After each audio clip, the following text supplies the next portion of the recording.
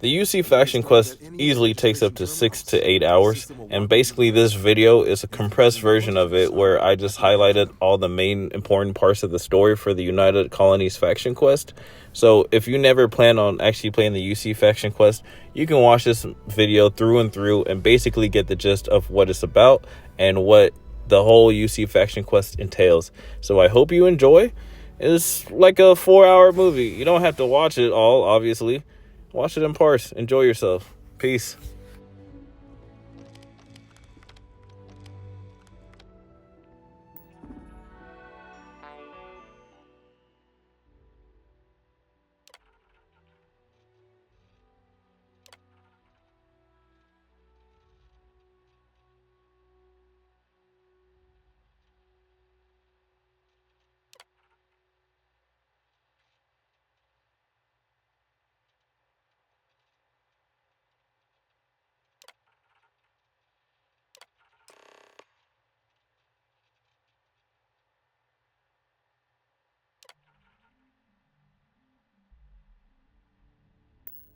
Registration accepted.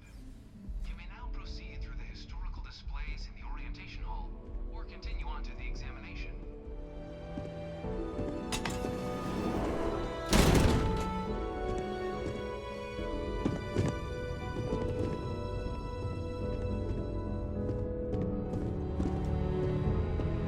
In 2150, humanity learned the Earth's magnetosphere would collapse sometime in the next half-century, eliminating all life on the planet.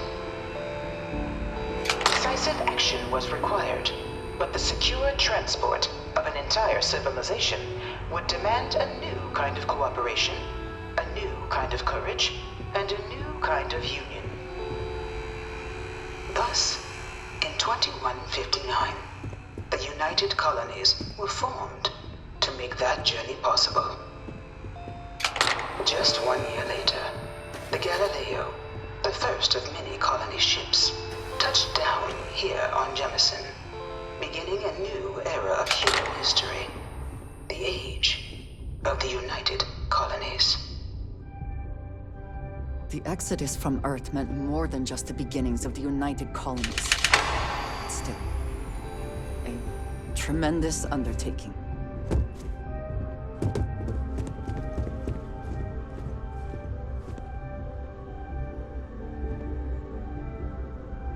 From their foundation, the United Colonies strove to provide all their citizens with opportunity, security, and peace. But there were those among the UC that still wanted something more: independence. So in 2161, the UC issued the Centaurus Proclamation, granting UC citizens the right to settle distant worlds and form their own sovereign powers. It wasn't long before the first new faction, the Freestar Collective, was formally organized in 2188, later followed by House Maroon, revealing themselves to the universe in 2230. Of course, this has nothing positive to say about House Maroon.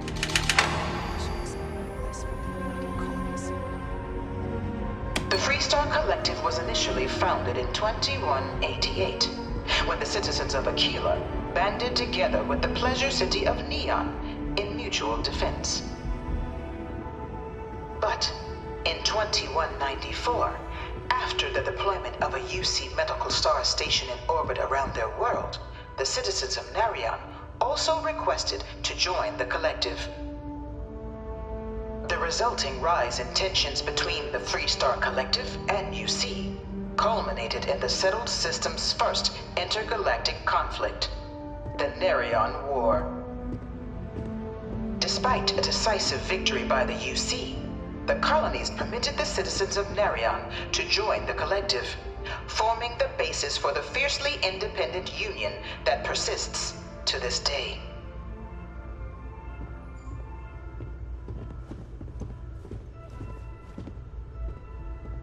It was only in 2230 that the faction known as House Varoon first made contact with the rest of the settled systems. Founded by the passengers of a colony ship that had left New Atlantis and disappeared 4 decades earlier, House Va'ruun was a faction unlike any other. A theocracy dedicated wholly to the beliefs of its isolationist founder, Janan Va'ruun. House Va'ruun initially made overtures of peace towards the rest of the settled systems. They claimed their only intention was to spread the word of their god, the Great Serpent. But none could have guessed that this worship might take the form of a bloody war, the Serpent's Crusade.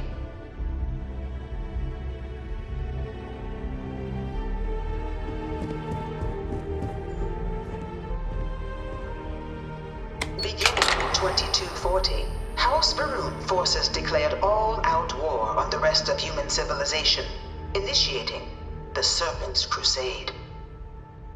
Over the next 23 years, thousands of Freestar, UC, and independent souls were killed by agents of House Va'ruun in the name of their serpent god. It was only with the death of their founder in 2263 and the succession of his heir Jarek that House Va'ruun finally sued for peace. There remains, however, select members of House Va'ruun who refuse to recognize the cessation of hostilities their leaders established. Even after House Va'ruun's mysterious disappearance, these zealots remain a threat to all who encounter them. Their pacification, a goal of all space.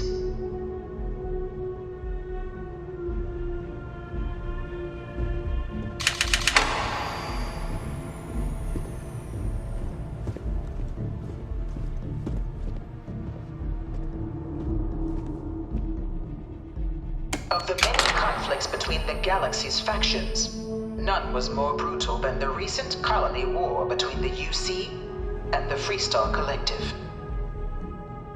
Set off by the unauthorized Freestar colonization of Vesta's Pride in 2308, a direct violation of the Nerion Treaty, the colony war spread quickly across the galaxy. Both sides deployed every tool at their disposal. Armadas of warships, mechanized combat platforms, or mechs. Even bioengineered alien creatures, the infamous UC xenoweapons. It was only in 2311 at the Battle of Cheyenne that the scales finally tipped. The Freestar Collective, utilizing their civilian fleet as a human shield, successfully crippled the superior United Colonies Navy. After their shocking victory against the galaxy's greatest navy, the Freestar Collective offered terms of peace, which the colonies, out of an interest in staving off any further human costs, accepted. The galaxy has been rebuilding ever since. I suspect many in the Freestar Collective would take issue with the way the colony is represented here.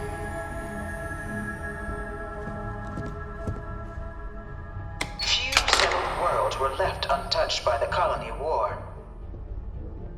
But nowhere could the viciousness of modern warfare be seen more clearly than on the Freestar planet of Nera. Initially occupied by invading United Colonies forces as a forward operating position, repeated attempts to take and retake the planet by collective forces led only to devastation. Swaths of the world were transformed into scorched husks, a nightmarish testament to the depths of human ingenuity and human cruelty. And today, Nera remains a continuing reminder to the horrors of unfettered war.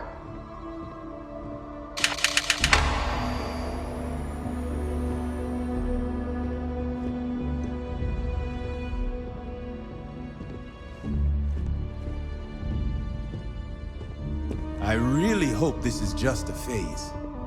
No one knows how they move between planets. I wonder if they can grav jump or something.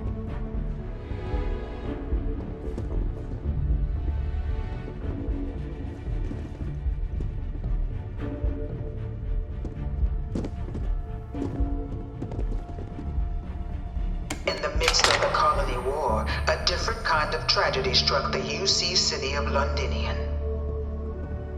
A newly constructed but critical supply center for the United Colonies war effort, Londinian found itself overrun by one of the galaxy's most mysterious predators, the Terrormorph.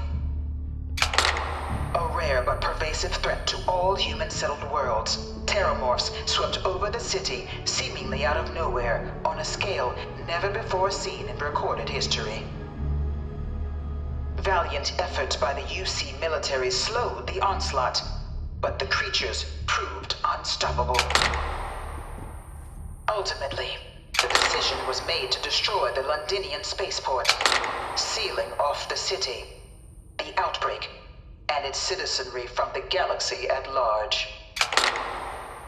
The tragedy of Londinian is mourned by the UC to this day.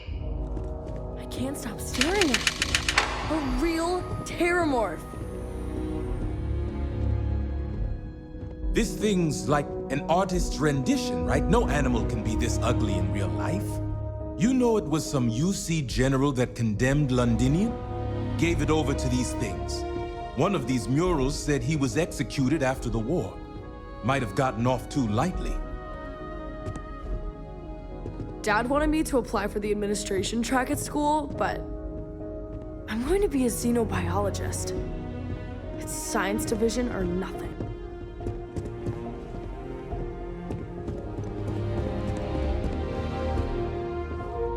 After the devastation wrought by the Colony War, the UC and the Freestar Collective came together to ratify a treaty that became known as the Armistice. Both sides agreed to a vast reduction in standing forces, and that xeno-weapons and mech warfare would be outlawed. All related research was sealed away, accessible only in cases of dire emergency. But the Collective had another demand, that the active commanders of the UC military stand trial for their actions. The United Colonies, in the interest of peace and galactic security, agreed. In 2311, 3 United Colonies senior officers were found guilty. Commander Henry Durant, General Indira Rastogi, and Fleet Admiral Francois Sanon, known better as Ve Victus. All were sentenced to death for their actions, bringing the colony war to a close and returning peace to the galaxy at long last. After everything, it is almost impossible to believe that the armistice happened. But I admit I am glad it did. The settled systems have benefited.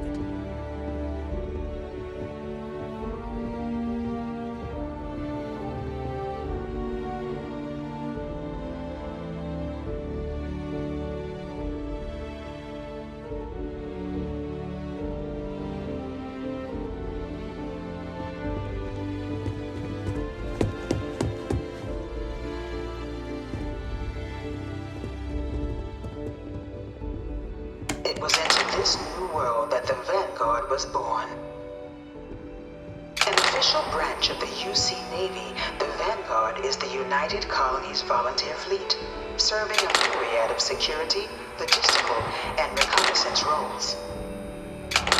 And after a sufficient length of service, UC citizenship is guaranteed to every Vanguard member.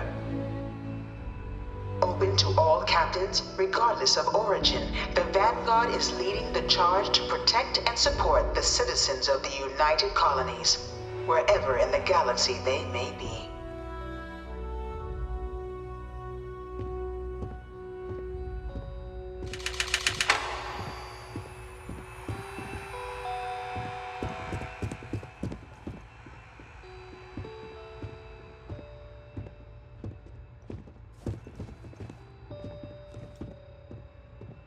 No one is born a United Colonies citizen. Only through service to the UC can one hope to earn one's citizenship. But the UC prides itself on taking care of its people. Cost of living controls, means citizens pay less than their foreign counterparts for needs big and small. All citizens are issued a grant upon joining to get themselves on their feet. And only UC citizens have the opportunity to purchase property, getting the chance to live in one of the most beautiful cities in the settled systems. By joining the Vanguard today, you too can begin earning your place here, in the heart of galactic civilization, as a citizen of the United Colonies.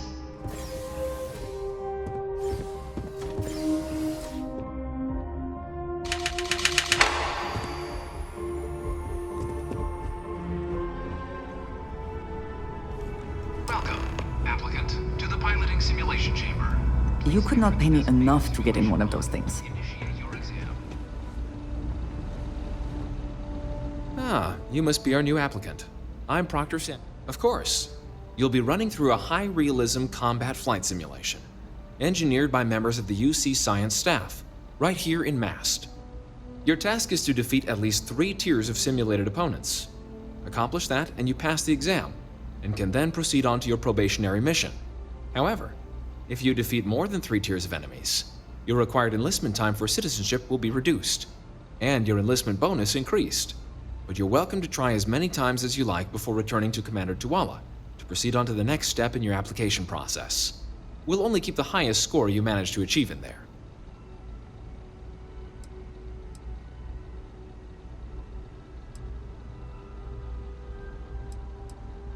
The simulator is designed to be a near-perfect replica of a Class B Deimos hoplite, the United Colonies standard destroyer model. It's been tuned to provide a challenging but fair fight against the enemy squadrons you'll encounter inside. While I can't answer that question directly, I will say this. Due to the solitary nature of our work, resourcefulness is a critical tool in any Vanguard pilot's repertoire. You're permitted, even encouraged, to use whatever tool you're able to find in there. Just head in whenever you're ready.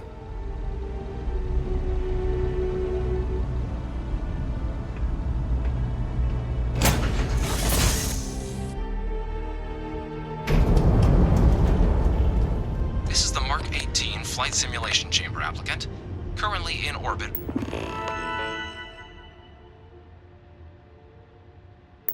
Around a high-detail recreation of a remote world. When you're ready to begin, please take a seat in the pilot's chair.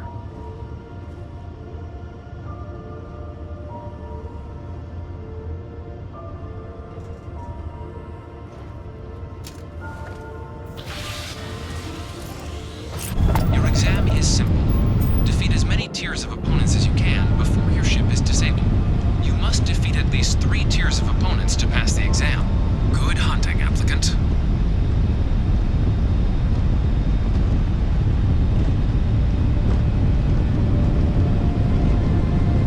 New targets active.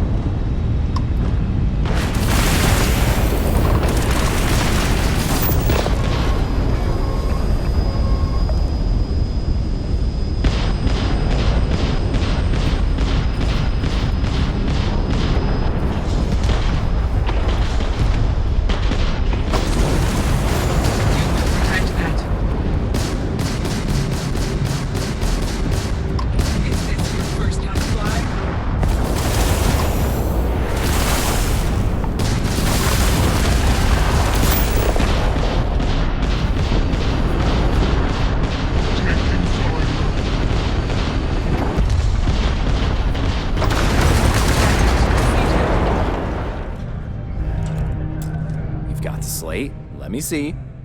Reduced joint wear? Oh, increased lifting capacity. A dose of this stuff could make a miner way more efficient.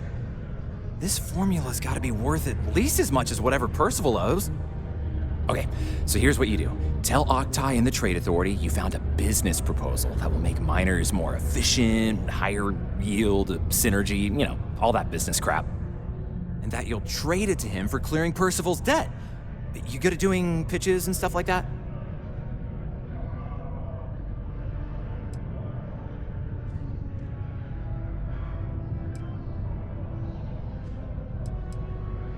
Oh, this is gonna be great. Oh, and here, a copy of the formula for yourself, in case you ever want to try maximizing your own industrial output. Oh, use that if you can. Good luck.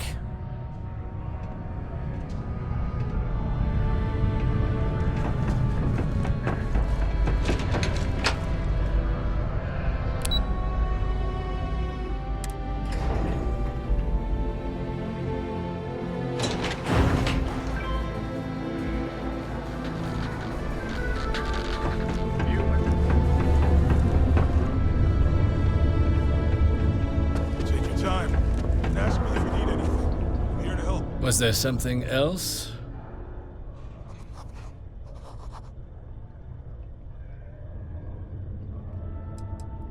I don't recall the exact figure off the top of my head.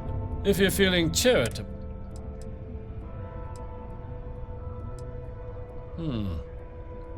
I'm never one to turn away an opportunity.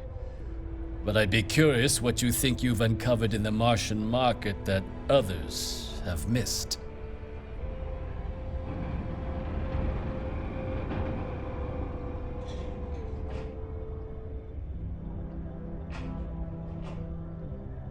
Aqueous hematite, iron and wastewater.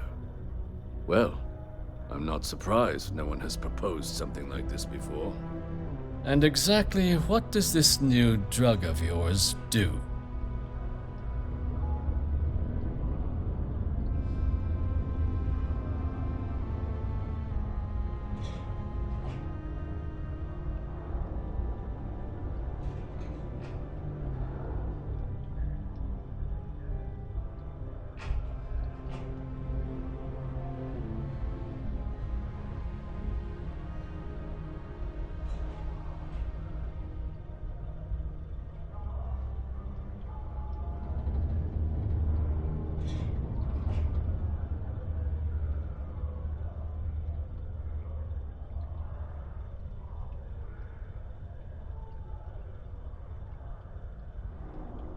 If you didn't have anything else...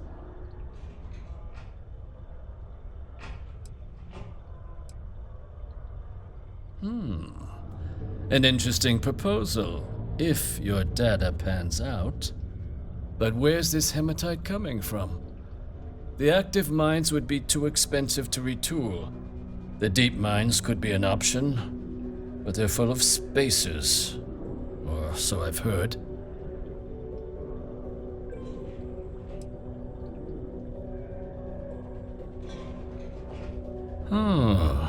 Really? Well now, that is intriguing. A completely untapped resource pool, and the sort of utility every mining firm in Sidonia would be clamoring to get their hands on.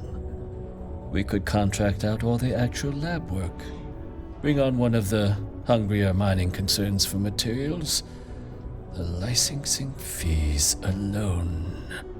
And think what it would do for our image with the general populace. This mine, reopened thanks to the Martian Trade Authority. Very interesting indeed. And what do you want for the rights to this drug?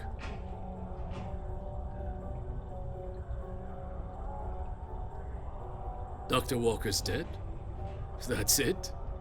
Consider it wiped. Well, it seems we have a deal then. And here, a finder's fee from the Authority. A perfectly reasonable amount for a discovery with this sort of potential. Wouldn't want you feeling shortchanged down the road. We'll just be taking that slate before you have any second thoughts. It was a pleasure doing business with you, Captain.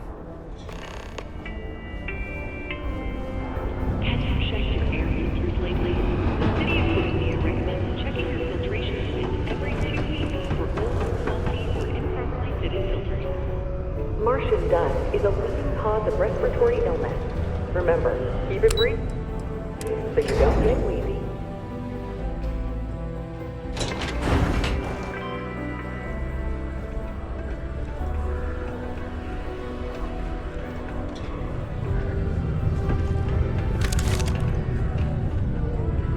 Yeah? Did you now? Fine work. My end of the bargain then, I suppose. He's holed up in the old Red Devil's HQ. Place was sealed up tight after the UC shuttered our unit, but we snuck him in the back entrance through the deep mines. Was also going to warn you about spacers down there. But it sounds like you might have already tossed those drakes. Yeah, the passkey. And I'll let him know there's someone he owes one hell of a thank you on their way down. Friend to one devil, friend to them all.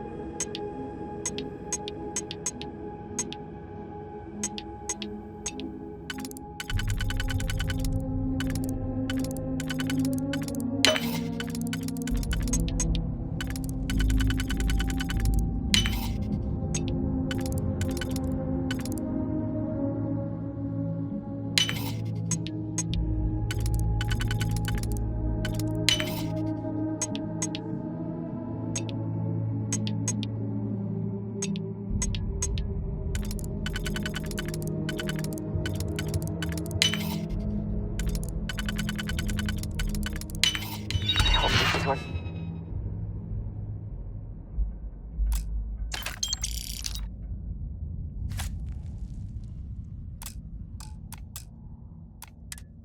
The effort.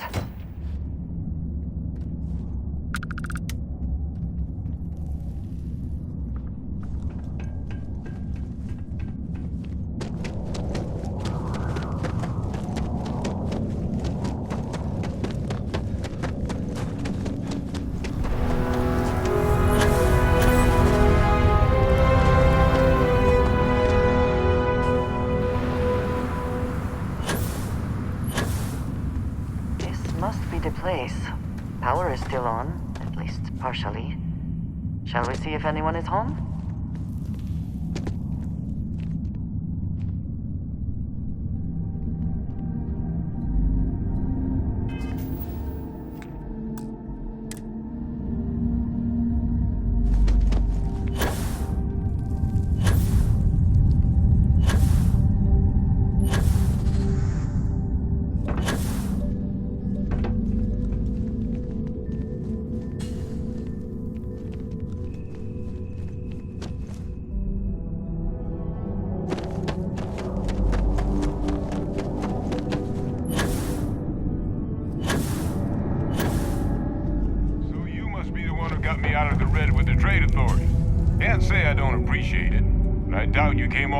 Just to do me a favor. Now you want to explain to me why you're going around harassing nefarious old men by wiping away their hard-earned debts?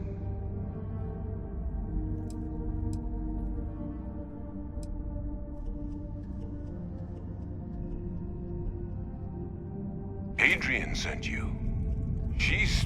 Did she look okay?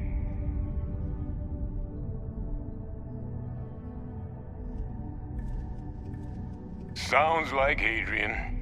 Watch that woman lose a digit trying to get a better tissue sample. What? You can reattach a finger, Percy. So what exactly did she have you bring me?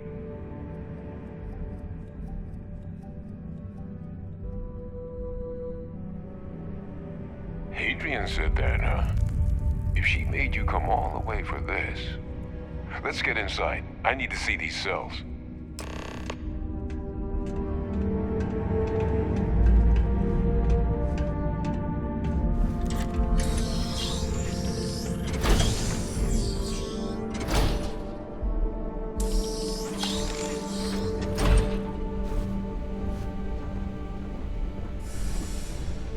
Gonna ask you to not touch anything. Got some projects in the works down here. I wasn't expecting guests. Oh, and Lou mentioned how you took care of the debt. Can't say I'm thrilled the Trade Authority got their mitts on the research, but I guess that's the price you pay not to live in a cave the rest of your days.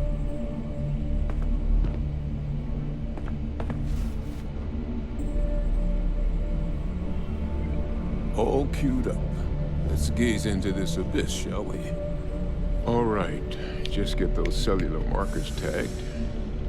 Wait, where are the markers? This can't be right. This sample, it's Londinian. I'll need to get this all in a slate. Adrian really gave you this sample. You're not lying to me? Because if you told me this was a hoax, and it'd be the best damn fake I've ever seen, I'd be mad and very, very relieved.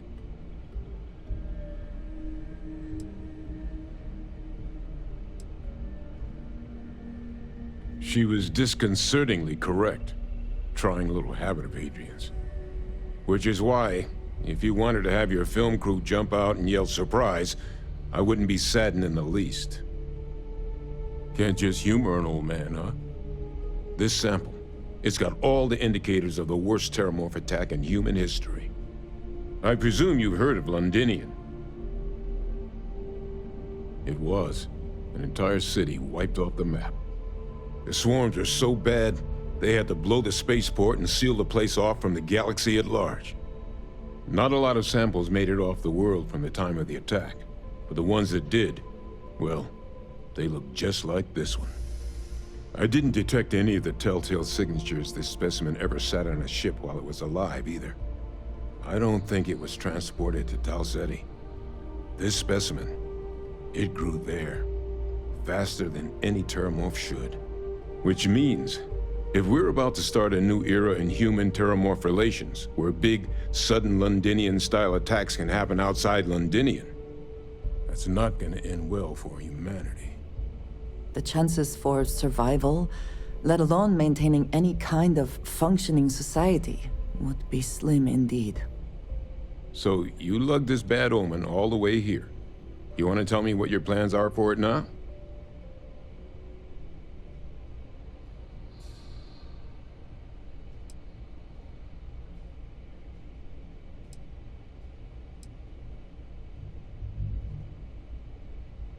Because until now, the Terrormorphs that wiped out Londinian had the good sense to stay put. What happened there? It was a tragedy, but at least it was contained. So to find evidence for a similar attack on a different world, well, we don't have enough information to know precisely what this means. But I doubt it's good.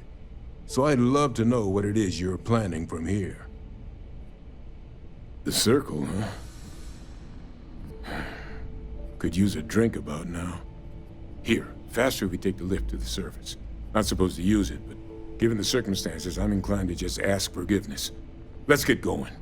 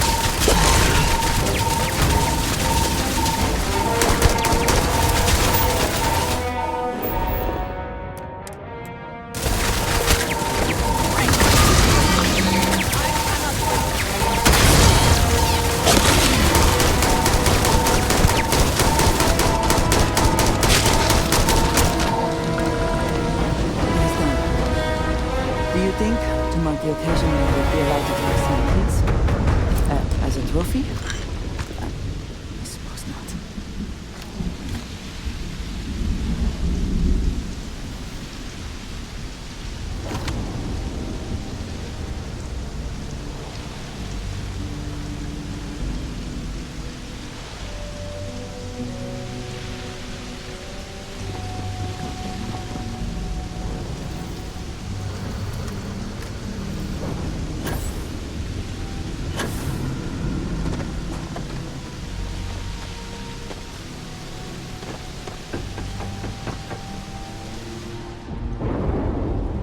Tracker's gone quiet. I suspect it's either hiding or...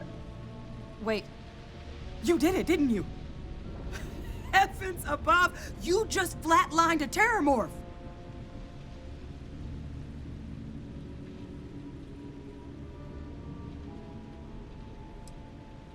I'm not too proud. Thank you for saving my ass. You didn't happen to grab me a tissue sample, did you?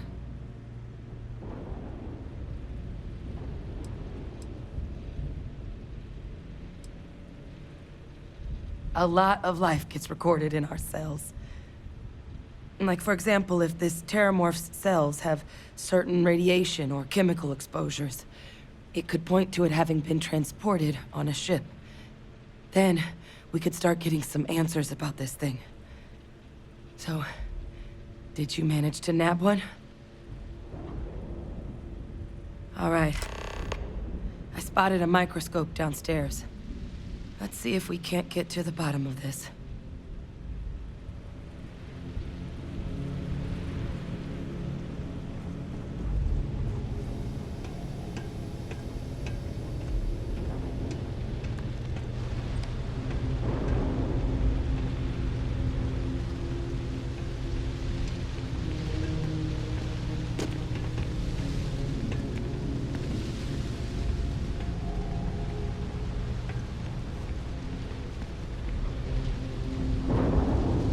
Always worth checking. Never know what you might find in their pockets.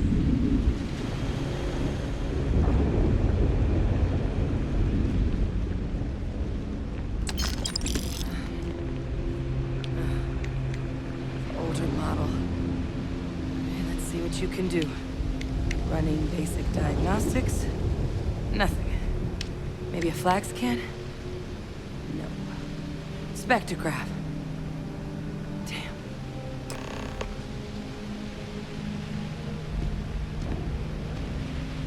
This equipment, it's not set up to do a proper analysis of our sample. But this Terrormorph being here, of all places, it doesn't make sense. Humanity's spread plenty of creatures in our travels across the stars. Pets, livestock, pests. But Terrormorphs, they're different. To our knowledge, no one's ever spread them intentionally.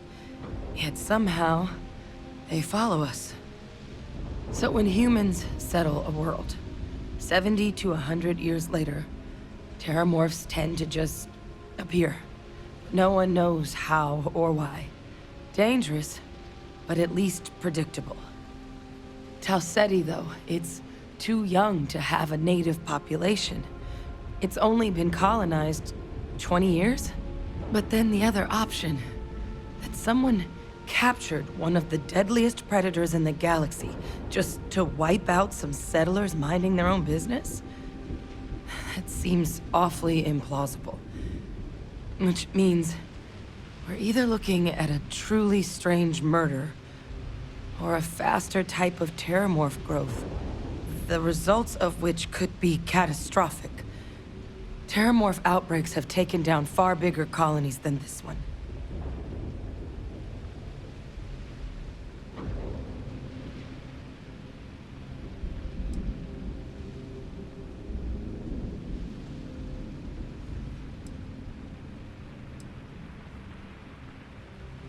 They have. They even took down an entire city once.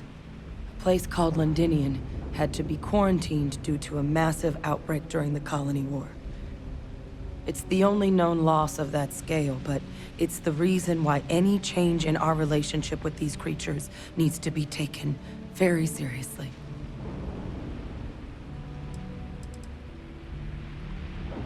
Well, they're not exactly buying tickets and flying coach. The theory is that they're spread by some kind of egg or seed that's able to evade our detection. But how the hell an undetectable egg turns into a Terrormorph without anyone noticing is a question no one's ever found an answer to. And it's why what's happened here could be real bad news for the rest of human civilization.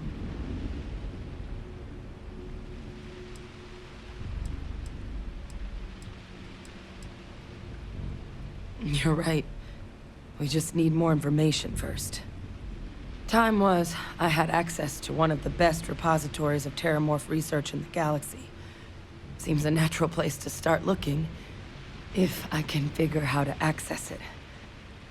But we also need to get this sample properly analyzed, get confirmation on just how concerned we should be. Luckily, I think I know just the person to help with the sample. What would you say to delivering this to him for me? I'd do it myself, but I need to call in some favors. See if I can't get access to that Terrormorph data. Plus, maybe just pop by a hospital for a little bit. Clear it with your commander first if you have to. You can even show them this. My gene tag. Tell them Hadrian Sinan is worried there could be more attacks on the horizon. They should recognize the name.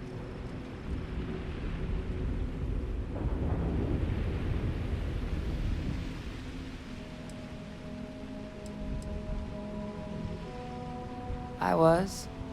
Long time ago. Family tradition. But I know some of the folks from my old unit moved into the Vanguard.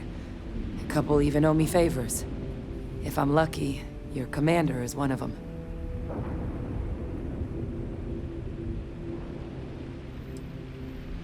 That's all I'm asking. I need Dr. Percival Walker to put together a sample analysis for this thing. Full workup. He'll know what that means. I'm not sure exactly where to find him, but last I heard he was contracting with the Trade Authority on Mars. There's a place called the Sixth Circle in Sidonia. A bar run by some old friends. I'll meet you and Percival there. And here, It's not exactly a bounty, but you certainly deserve them. Should cover the cost of fuel to Mars, at least. Now please, go check in with your commander. We need to know what we're dealing with.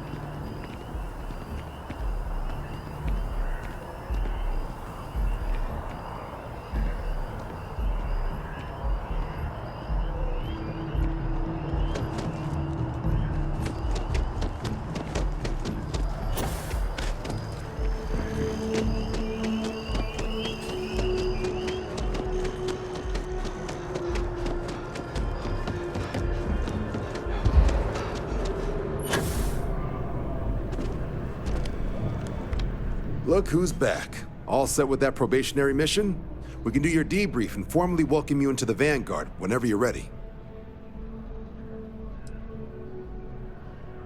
Me? 6, 7 years now? Was a recon squad commander in a former life, so it wasn't too big a jump. But Vanguard's been meet new people. MASS is short for military. From here, be that through. Now, serving any understandable. Not something I'd... Military, creation of the... So it's a terror? What? How did you walk away with the Terrormorph tissue sample running comms repairs? What happened to the settlers?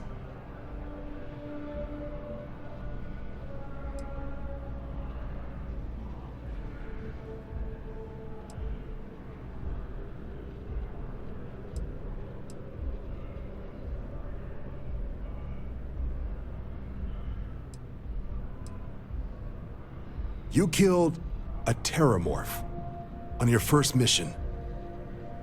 If I could be frank for a moment, holy shit. Above and beyond doesn't really begin to describe it now, does it?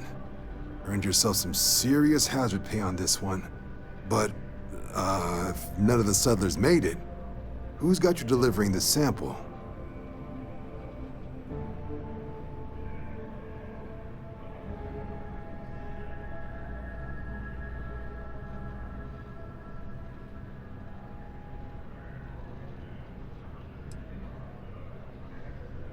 Hadrian.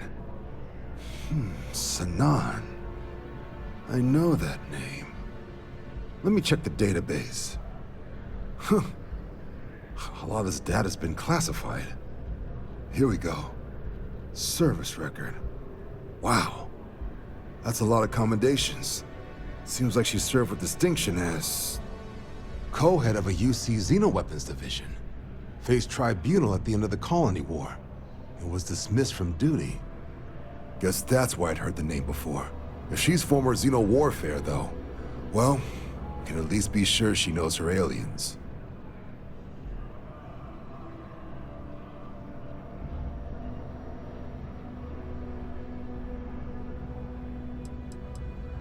In the run-up to the Colony War, the UC started a program with a singular goal.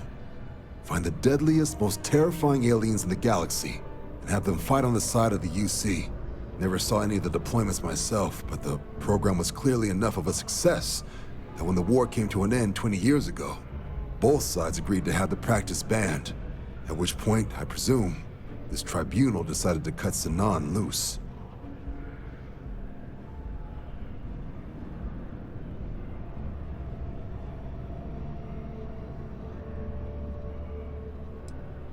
I'm sure she doesn't list it at the top of her resume, but considering her service record and her area of expertise, I'm not seeing a reason to think this request is anything other than genuine. Did your survivor, Hadrian, did she mention why she thinks this sample's so special?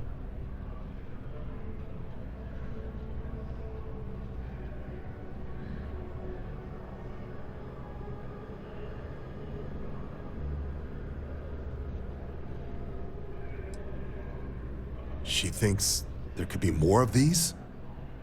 This has been one of the more surprising debriefs I've ever been a part of. I did actually have another mission lined up for you, supporting UC system defense against the Crimson Fleet. And now I guess you have two options on how to proceed. Head to the UC Vigilance and help out SysDef, or deliver that sample. I'll make sure you've got the proper clearances for either path. Consider these your first official orders. And here, so everyone knows you're working with the Vanguard. Welcome to the Navy, Captain. Vanguard's also got some custom ship modifications. You'll be cleared for access to them next time you're down at the spaceport. Talk to ship services. Now, if there wasn't anything else, I suggest you move out.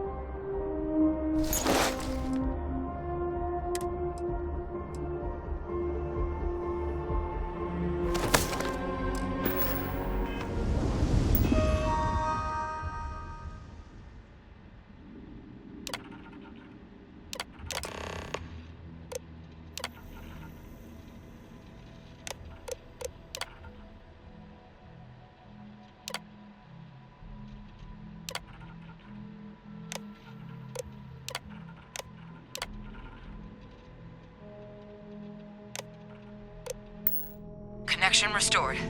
I'll make this quick. Plant's turrets took a beating, but I should be able to get you a couple of kill lanes. Just get the thing to chase you down the alleys between the buildings, and you'll lead it right into a crossfire.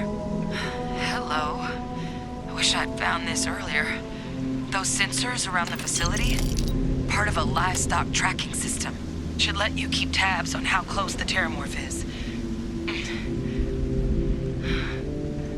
Not connected to this network.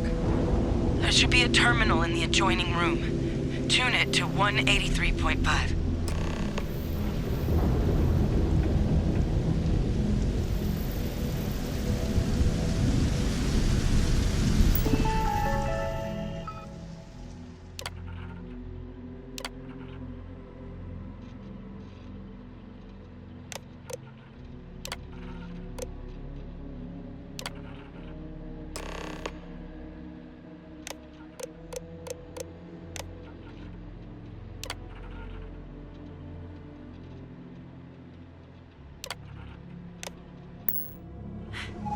Tracker's reading green. What's that sound? Security lockdown is active. Shit. Stop. Stop whatever you're doing and get in cover. It's on the move.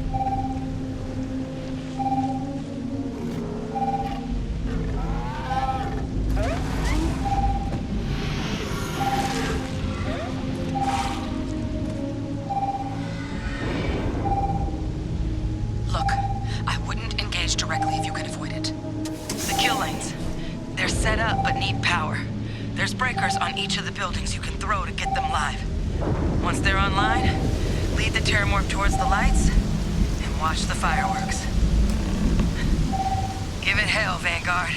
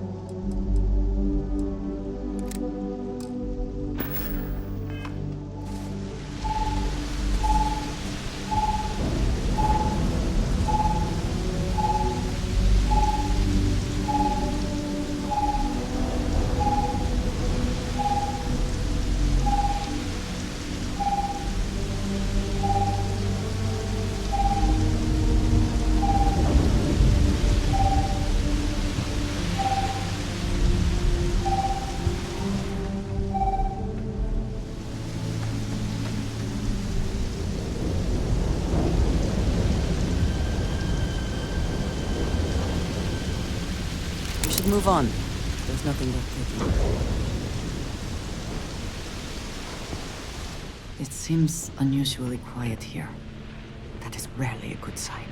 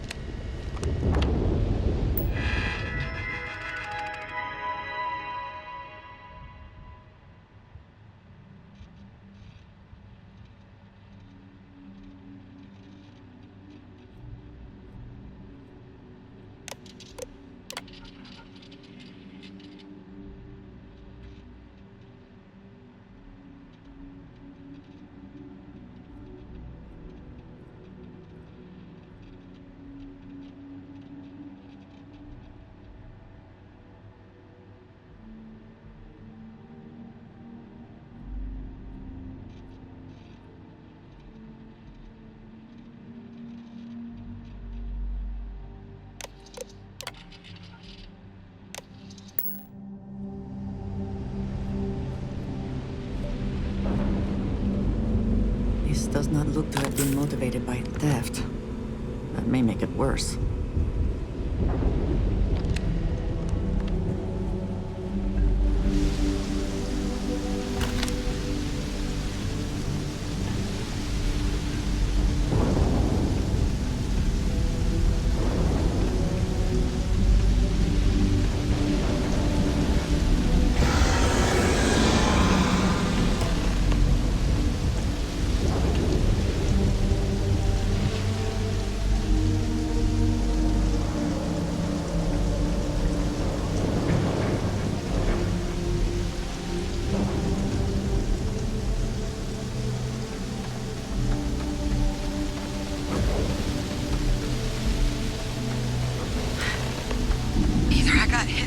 I thought. Or you've got some incredible timing. Regardless, I think it knows you're here. I'll unlock the door. Second floor, main building. But be quiet. So perhaps we should listen to her.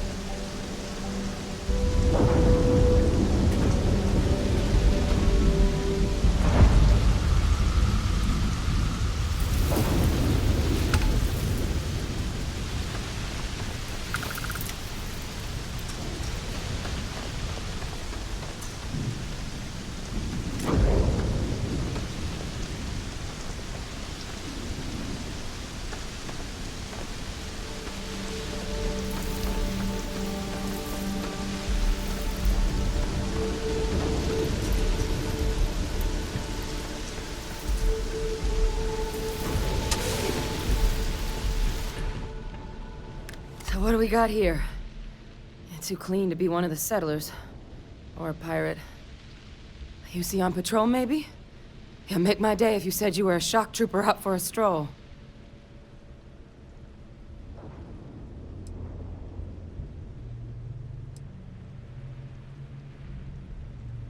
Oh, I've been better. But I think bleeding out is at least off the table. What I really need, though, is someone who knows their way around a weapon. So, if you wanted to tell me, I'm heavy infantry and I've come to bring you the gift of ordnance, I wouldn't mind in the least. Vanguard, huh? Yeah, I expect they didn't. I'm Hadrian. I was a researcher with the UC. I came here on a rumor of a... Well, I expect you saw the results on your way in. What's left of the settlers? The work of Oxysio Machina. A Terrormorph. One of the nastiest aliens humanity's ever crossed paths with. And this one, well, it's something of an anomaly. Possibly a worrying one. A Terrormorph? Here? Why did you not state that immediately?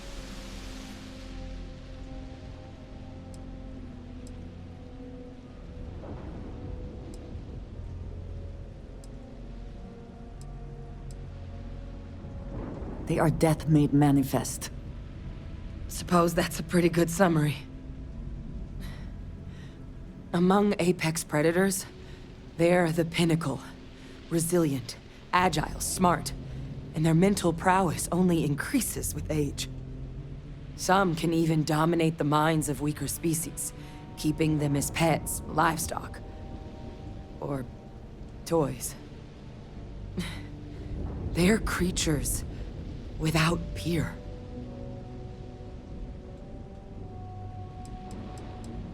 I managed to scope out a fair bit of the facility before it found me. If there are any survivors of the attack, they're long gone. Terrormorphs have a unique growth cycle. They're usually only found on worlds that have been long colonized by humanity.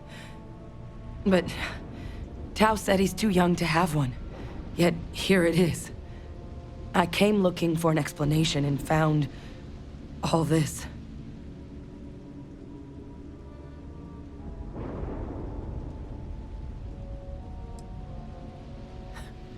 Makes two of us.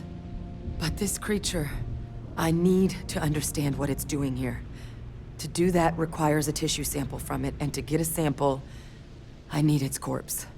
But we're not without resources.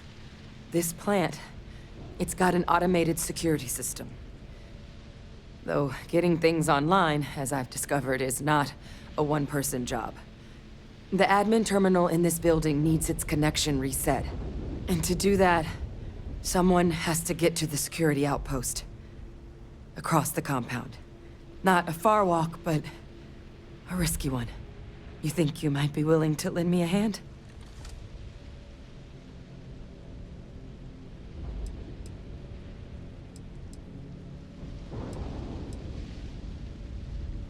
Admin access is centralized to the terminal in this room. Nothing's coming back online if I'm not here. But even if that weren't the case, I'd likely be more of a liability out there than a help right now. The settlers outfitted most of the buildings with turrets at some point. Not sure how many are still operable, but at least a few appeared to be in fighting shape. There were also some sensors scattered around the facility that I didn't recognize. But those are honestly all just educated guesses until we get the connection reset. It's the building in the middle of the facility. The terminal in there should allow you to grant me access to the system as a whole. Then we can see about getting things back online.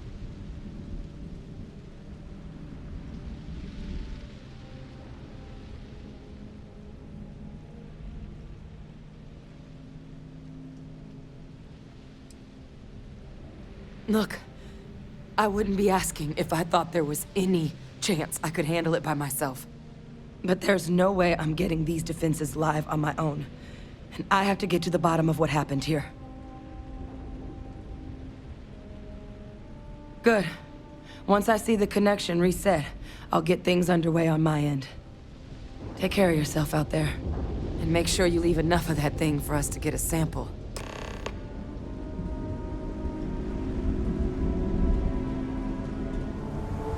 Ah, you are new probationary then? Crew Chief Herat, pleasure to be working with you. It's my job to make sure all you rocket jockeys are ready for anything that comes at you up there. Now, Manifest says we're fitting you out with one comms repair suite. In addition to the standard issue welcome kit all probationary pilots get for their first mission. Medpacks, some small arms, couple spare ship parts, all the essentials in case of any surprises up there. My people will have everything on your ship before you lift off. Won't even know they were there. So, paying a visit to the people of scenic Tau Ceti 2. Nice easy one for your first job. Just keep your head on swivel and you'll come home safe. Any questions before you head out?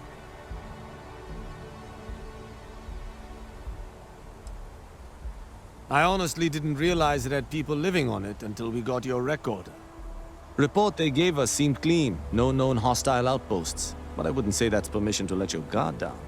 Just watch out for wildlife and pirates. Keep those medpacks handy and you'll be fine.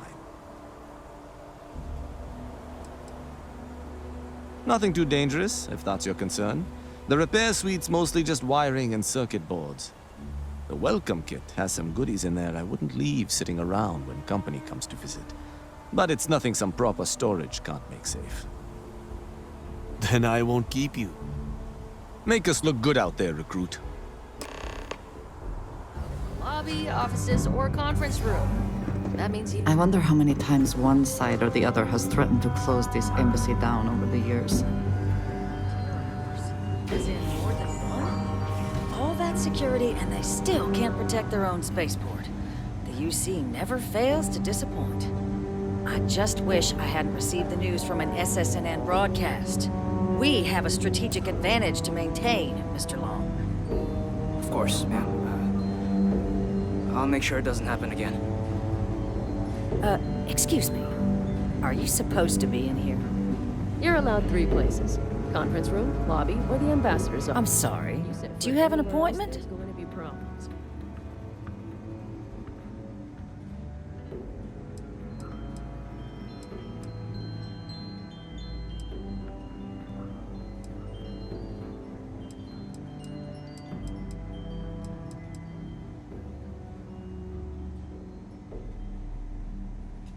Ah, so you're the one they called about. Failed to mention you were collective-born. You have my thanks for what you did down there, truly. Saved many lives. Now, she also mentioned that, and maybe it was just a bad connection, that now the UC wants Terrormorph data from the Armistice archives, some of the most highly guarded information in the galaxy, in order to protect us all. I can only presume you're here to tell me I misheard her and that they didn't send you, local hero, to futilely beg on their behalf. Tell me I've got that right.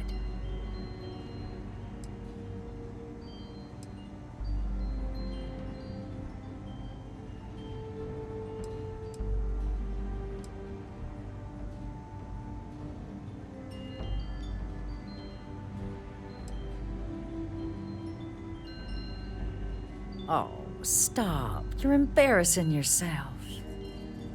Yes, I would request the same. This is unpleasant to watch. See, even your compatriot can't stomach such a sorry display. Let me be frank, Captain.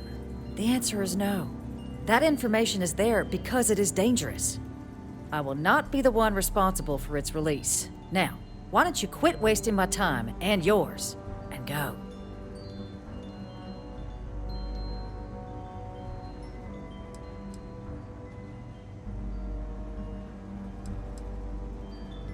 You're really gonna push this? All right, I will give you one chance. One to convince me. Understood.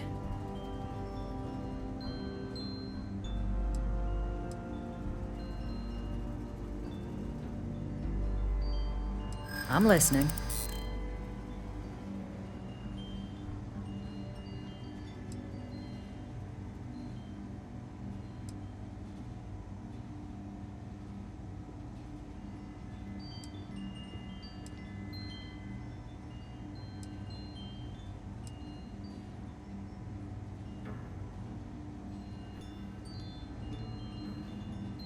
In the end, we all just want to be safe in our little fiefdoms, don't we?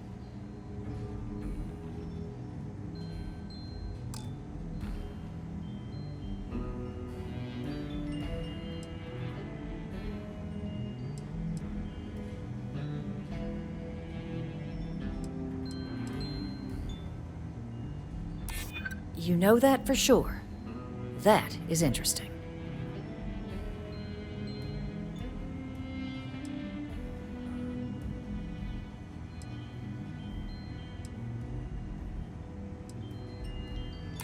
No one does, Captain. The only question is how to do it. Well, Captain, you make some good points. But if I'm really granting you access, I'm gonna need the following concessions. Your access will be limited. You can only take out the items related to stopping these Terrormorphs. The monitors will make sure of it.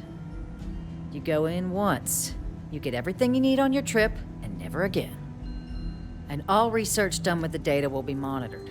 If this data is being used to save the galaxy needs to be involved in the oversight. Freestar scientists will watch your people like hawks. So, do we have an agreement?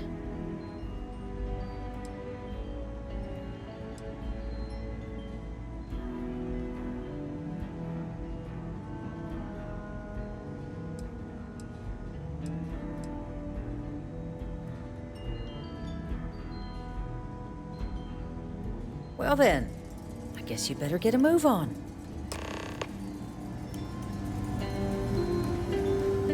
Owe them today. Yes, ma'am. Captain? Hadrian? It would appear that the Cabinet owes you our thanks for what you did for the city today. As well as an apology. Your concerns about the Terrormorphs, well, consider them validated. Thank you, ma'am.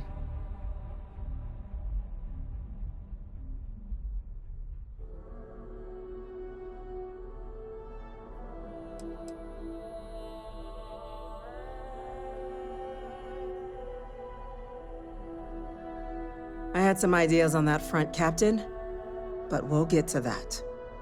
Now, today's events have only clarified our path forward in the eyes of the Cabinet. You will have our full support in collecting the Terrormorph data from the archives, as well as a subsequent investigation into the nature of these attacks. But to accomplish those goals, we're going to need the right people in the right places. As such, the Cabinet has authorized me to reinstate you, Hadrian, effective immediately, to your former rank of Major. As soon as we've got the data in hand, we want you investigating these attacks and how to stop them. Will you do this? Yes. Yes, ma'am. I'd be honored. Excellent. But as you've both made clear, for such an investigation to succeed first, we're going to need someone to convince the Freestar Collective and House Varun to play ball. Someone who knows precisely the sorts of dangers the colonies and all the galaxy are facing right now. The Cabinet wants you, Captain, to be that representative.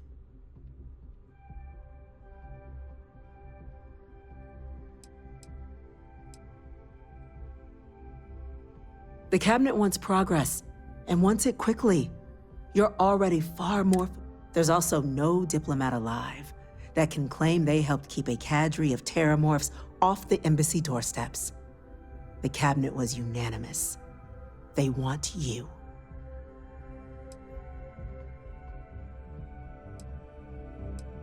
We see your atypical background as a strength, not a hindrance. In exchange, we're willing to fast-track your citizenship upon collection of the data. Get you access to those credits and real estate you're after.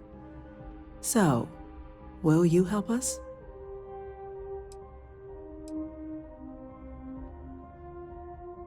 It has its perks. Only citizens can purchase property in the city. We also pay reduced prices on most goods and services across the UC. There's also a credit disbursement when you first join. Help get you on your feet. But above all, you'd become a dedicated part of the greatest faction in the galaxy. If you're willing to help us, we can open that door. I'm glad to hear it. Now, we, of course, won't be sending you in without the proper support. Deputy McIntyre in the Office of Interstellar Affairs will be your guide on gaining access to the archives. You should be able to find her in her office across the hall. And on behalf of the whole of the United Colonies, you have our thanks. You're dismissed. The next time Terrormorphs rear their ugly heads, UC is going to be ready. Hello. Losing I'm gonna go anyone check the in line with of Chief duty Engineer is a Kulkarni. tragedy. Start getting a plan together for...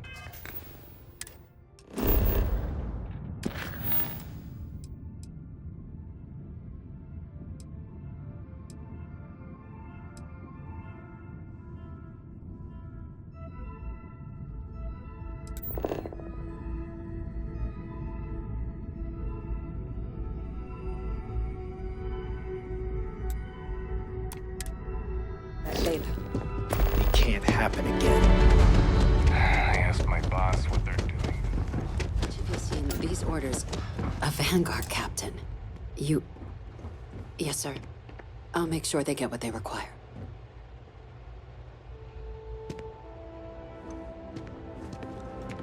That must make you my Vanguard captain. Welcome to Interstellar Affairs. I'm Deputy Chief Diplomat McIntyre, Chief Yassine's second in command. I heard you were instrumental in protecting the city from the attack. You have my gratitude. I was also informed that you gave quite the presentation to the cabinet. Chief Yassine wants you to know the Interstellar Affairs Office is fully committed to this endeavor, accessing the Terrormorph data and beyond. We're going to do everything in our power to make sure you have the tools you need. And that means first getting you into the archives. You do know what the archives are, correct?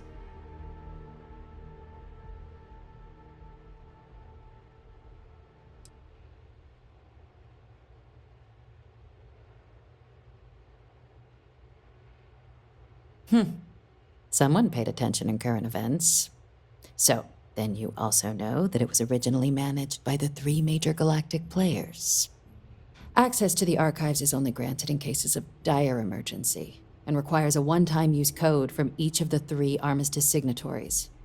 UC, Freestar Collective, and House Varun. Now, the UC is already on board, so that means we'll need to convince 2 people. The ambassadors of the Freestar Collective and House Varun to hand over their codes. Get them both and you'll have your data. But that's a lot easier said than done.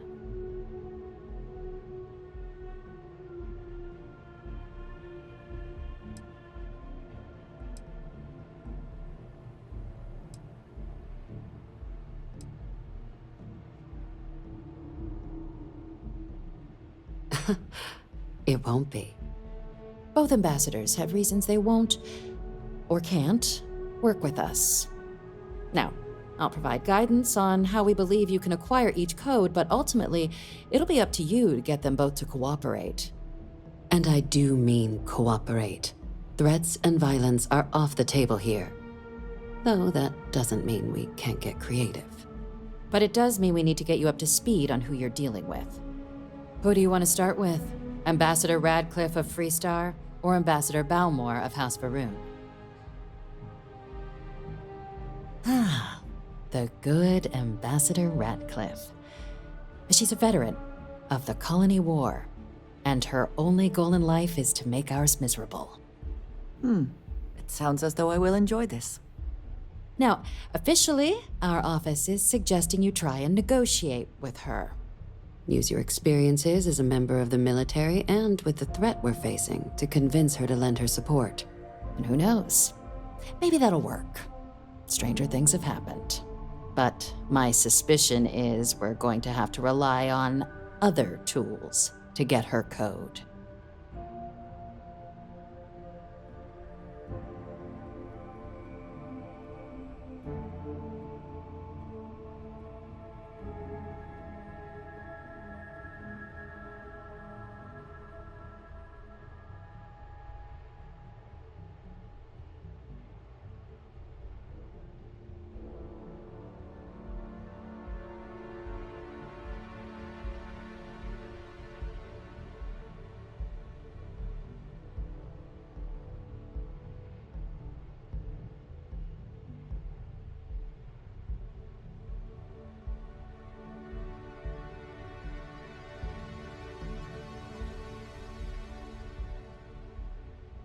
Certainly. See, good diplomacy is all about the careful application of pressure. We just need to find the squeeze. UC Intelligence has a recording device planted in the ambassador's living quarters, which we suspect you can use to your advantage. But getting caught trespassing is a quick way to land yourself in an embassy holding cell. So, if you are going to try and access the device, you're going to need to find a way in there without being seen. Now, we recovered some intel we believe should be able to help with that. But there's also a disgruntled staff member you might be able to pump for information. Maybe even convince to work with you.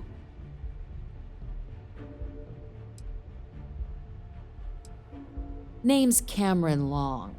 He's younger than Ratcliffe, bears less of a grudge towards the UC. He works closely with the ambassador, making him a promising source for information on the ins and outs of embassy life, and someone who very likely hates her guts. Yes, many. Don't steal anything. Don't get caught anywhere you're not supposed to. Absolutely do not harm anyone. If something goes wrong, we'll do our best to smooth things over, but I can't make any promises. All right. Here, your diplomatic ID. I'll give them a heads up, you're on your way. Not likely to let you through the door otherwise. And take these. Chief Yassine wanted you to have some options on how to proceed in there. Victory!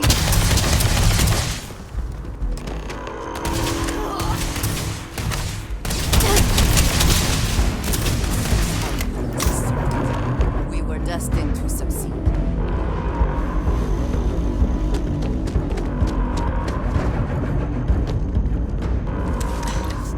Thank you for what you did. We didn't want to hurt them. The way those people were acting, I've seen this before. They were under the Terrormorphs' influence, weren't they? I don't know. They were down at the port and they just started screaming. We tried to restrain them, get them on the train to get them out of harm's way, but some of the other officers down there, we couldn't restrain them fast enough. They just started firing on us. People we knew. They went berserk. Pheromonic projection. Some Terrormorphs, they can induce this fog. It affects everyone differently, but some people just lose control, turn against everyone around them, even if they don't want to. They're like a puppet. You kill the morph, you break the hold. But this means we're gonna need to be real careful with our fire, and keep that EM weapon at the ready.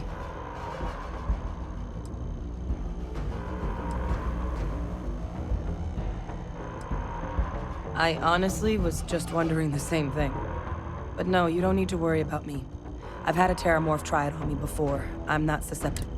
So we'll just have to make sure to watch out for each other. I'm not suggesting.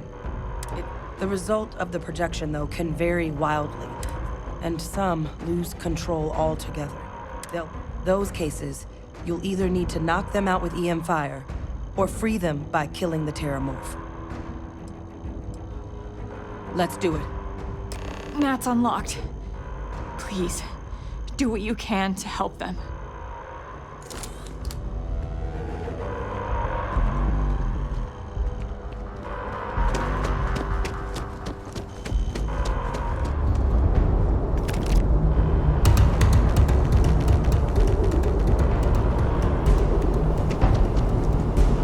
Heard you might be looking for some backup.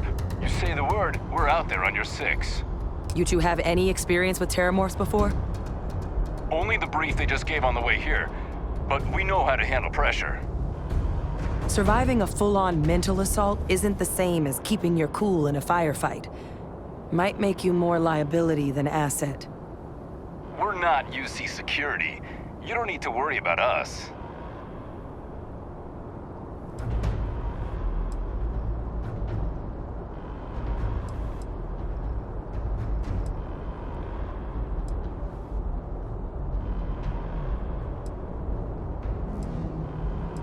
Your call. We're on the line.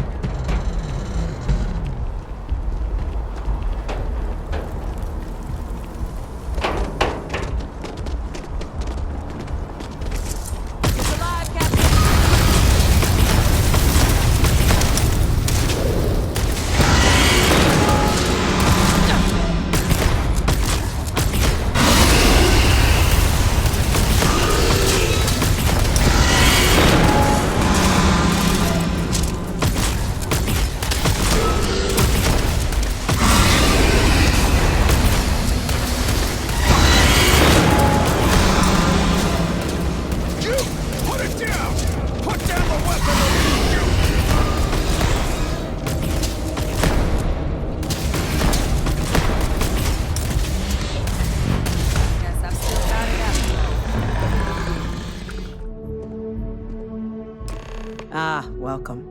You must be the captain Hadrian mentioned in her report. You have our thanks for the risks you faced in securing this information.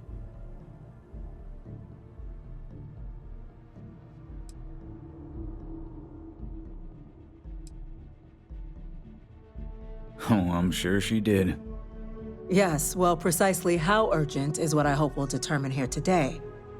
So now, we have two petitioners here making a surprising request. Access to the UC Xeno-Warfare Team's Terrormorph data, currently housed in the Armistice archives. A request which will require not just this body's agreement, but that of all three Armistice signatories: UC, Freestar Collective, and House Varun. Now, Captain, we've all read Hadrian's report on the subject, but we have yet to hear from you. Perhaps you could summarize for the Cabinet what it is you see as the goal of this endeavor.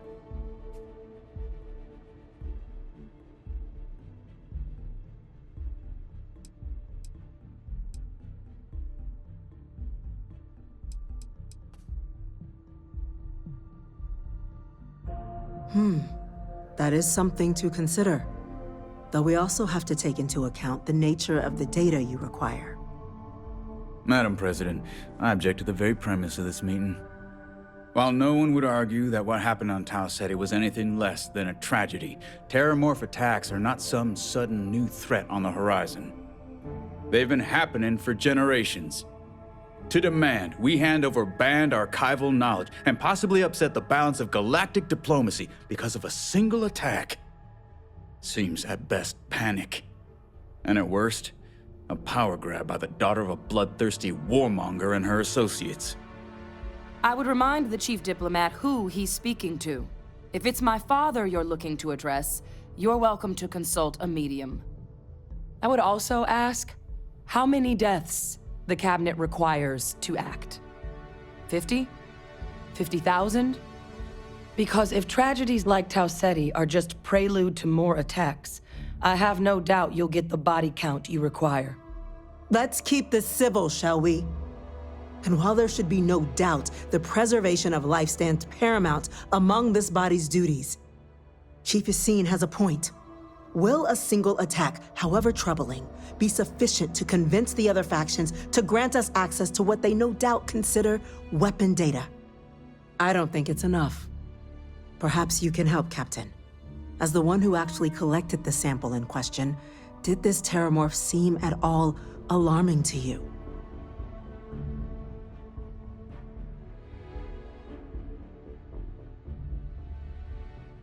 That is worth considering.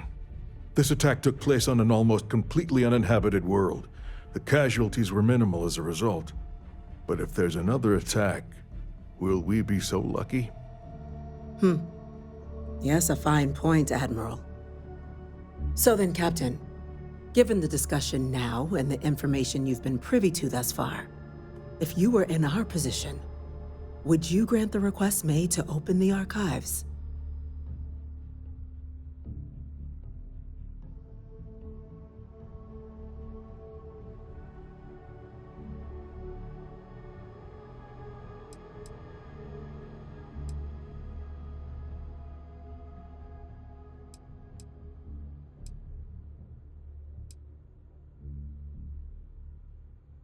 You are correct, but it must be considered that with the data in hand, someone else could succeed where that program failed. That? I hadn't thought of that, Captain. An excellent point indeed. The other powers would likely be much more inclined to work with us knowing that. Chief Diplomat. That point is a good one. Very well, you have my agreement. The galaxy is lucky you were here today, Captain. You and I are in agreement, Chief Diplomat. So, if there are no other objections, I believe we can agree to give our full backing to make the request to... What was that? Attention. An incident has occurred. Facility lockdown engaged. Incident? Chief Sarkin, what's happening? There's been an attack at the spaceport. Terrormorphs. Terrormorphs. More attacks. Just as predicted. Good God. Oh There must be another explanation. The creatures evaded our scanner somehow. There will be plenty of time for conjecture later. Chief Sarkin, order the evacuation of the spaceport and have your men contain the things, but do it discreetly. The last thing we need is a citywide panic. Yes, ma'am. Admiral Logan, the local barracks can provide support? I'll make the order myself. Nearest anti-Xeno squad, though, is off-world. Going to take a while to bring them in. Well then, we'll have to make do with the tools we've got. You two, we can't risk those things getting out of the spaceport. I want you both on the next train there. We'll let them know you're coming and that you've dealt with these things before. Now go show them how it's done. We're on it, ma'am. Captain, The UC's fleet must be the strongest out there. Now and always. There's no other. The workup's in the cabinet's hands. They said they'll call for us once they've gotten to properly review it. But listen, I know I should have been more forthcoming about who I was earlier. So, in the interest of full disclosure, there's one more thing you ought to know before we head up there. My relationship with the UC, it's more complicated than it might seem at first glance. The UC's actually the only reason I'm here in the first place. I am a clone of a man named Francois Sanon, one-time fleet admiral of the UC during the Colony War, former head of the UC Navy.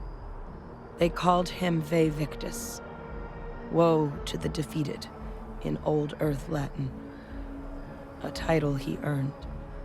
The program I was a part of, it was the UC's attempt to create a new generation of military minds from one of their most respected tacticians. Secure the leadership of the UC military for generations to come.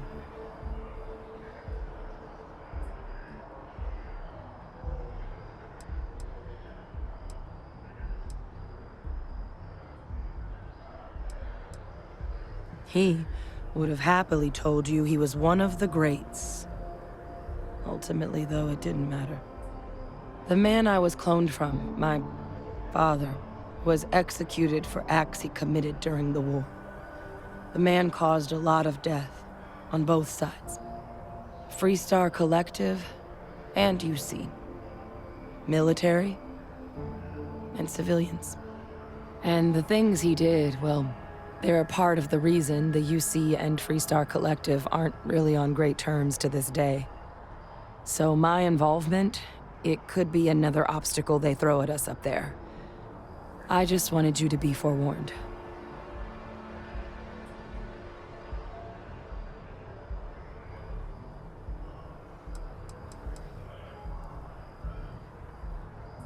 He had his men open fire on civilian ships during the Battle of Cheyenne.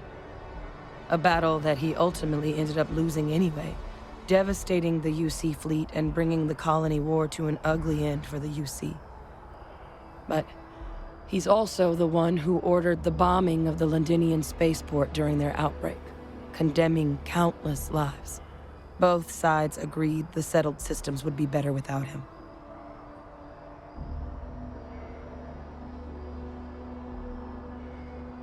I really appreciate you saying that. I just thought you deserved to know, considering how much you've done already. You know, while we've got a second, was there anything else we needed to discuss? I know you got dropped into the middle of this pretty fast. Or if you've got any last-minute business to attend to, now might be a good time. No telling how long the cabinet's gonna keep us waiting out here.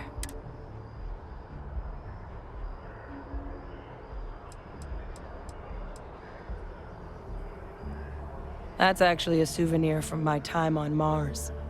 The Red Devils unit I was a part of, they were founded by recruits who'd worked some of Mars' deepest mines. Folks used to adversity. The dust at those depths, it seeps into everything. The human eye included. Where the name Red Devils came from in the first place. It became an unwritten rite of passage that anyone wanting to enlist with the Devils had to do a stint in the mines before they could join up. The Devils were always talked about in such revered tones during my training, so as soon as I was old enough, I signed up, and the eyes were my parting gift.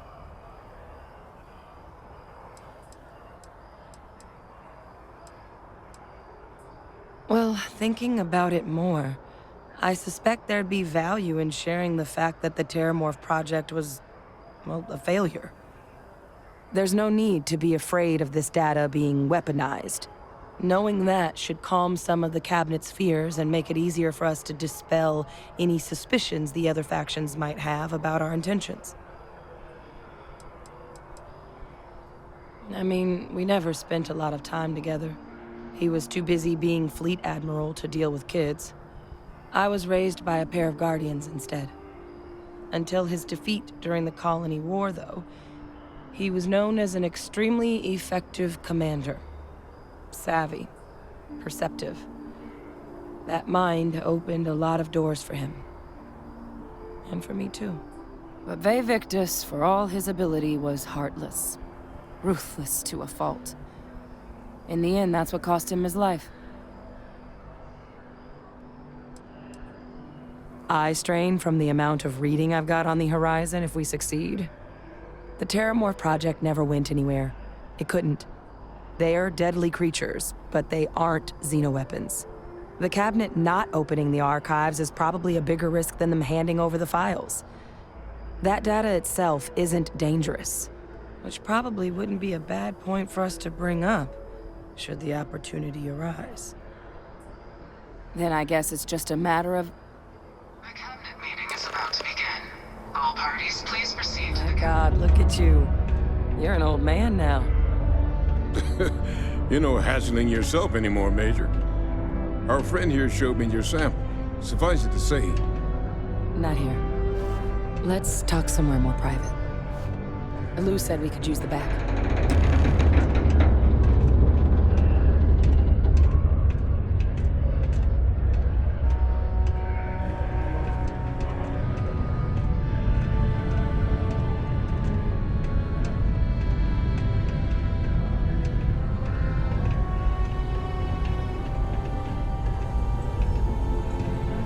Lou gave me the abridged version of what went down.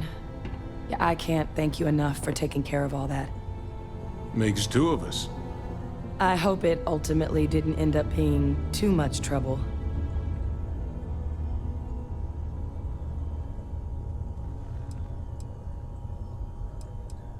That's certainly not what I was expecting you'd have to go through.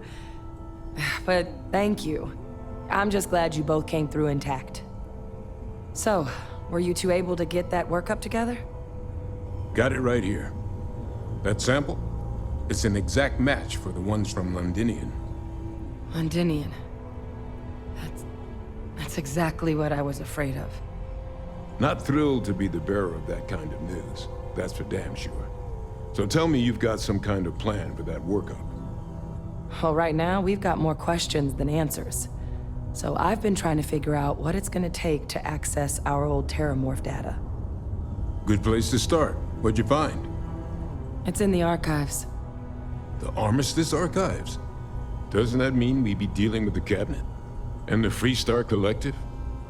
And House Varun somehow? Guess we can kiss that approach goodbye. I didn't think the Cabinet would be willing to hear us out either. But I called in some favors. They've agreed to hear us out on two conditions.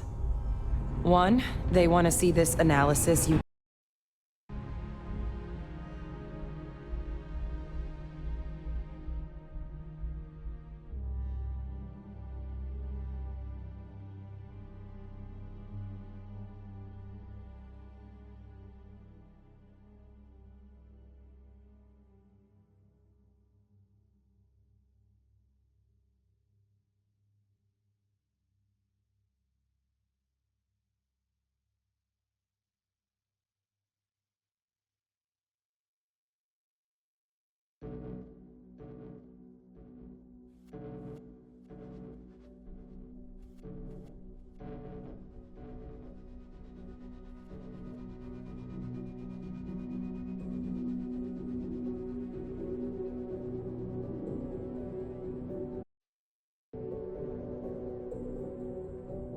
procured. And 2, they want to discuss what happened on Tau Ceti. With both of us.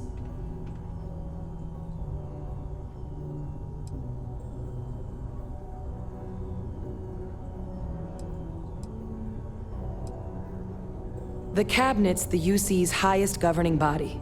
The President, top military brass, scientific and diplomatic division heads. Any major decision the UC makes goes through them. Well, when the Colony War came to a close 19 years ago, with the signing of the armistice, 3 factions were involved in the negotiations. The UC, Freestar, and House Va'ruun. They made a lot of decisions about what sort of tactics should and shouldn't be permitted in future conflicts. All information related to the things they decided should be banned was locked away in the archives. Now, it's possible to get things out of there, but only with the agreement of members from all 3 factions. And as to what our research is doing in there, well, I'll get to that. Of course, you deserve the full story.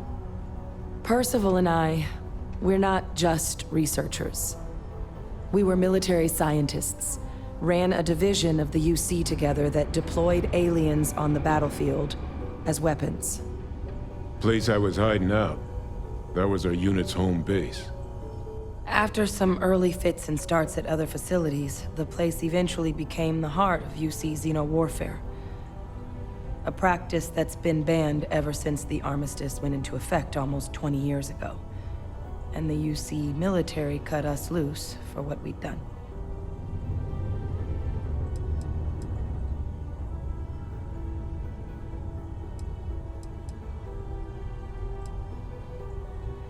Well, it was during that assignment that the UC asked us to explore deploying Terrormorphs on the battlefield. The project never got off the ground, but the data our team gathered is now sitting in the archives, along with all the other information banned after the Colony War. Under the watchful eye of monitors from all the galactic factions still participating in regular politics.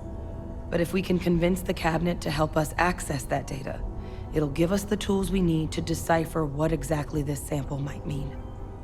And hopefully, how to prevent more attacks like the one that spawned it.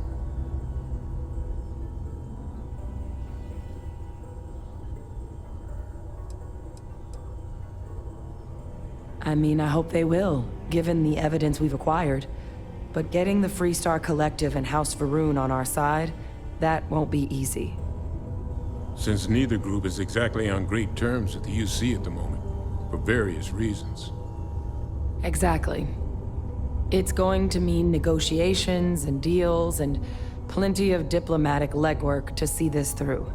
But I don't see a better option to solving what's going on here. So it's gonna be up to us to get them on board.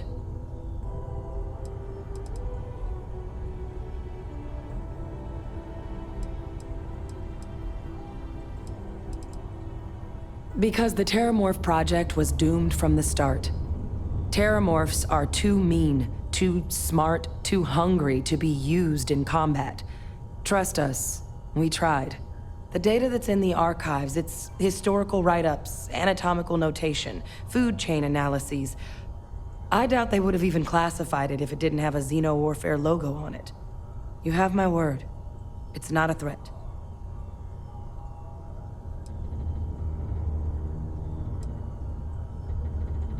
All right. I'm gonna go get this work up into the Cabinet's hands. I'll meet you out front of Mast in New Atlantis. Good luck. You two are gonna need it. It's a good day, yes? I'm following you, friend.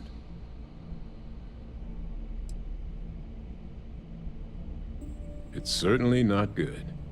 Terrormorph attacks don't bother us in our daily lives because they're so infrequent. Londinian was horrible, but it was one rare exception. Another sample, though, gets us one step closer to it becoming the rule, which means we need to get this information into the right hands as soon as possible.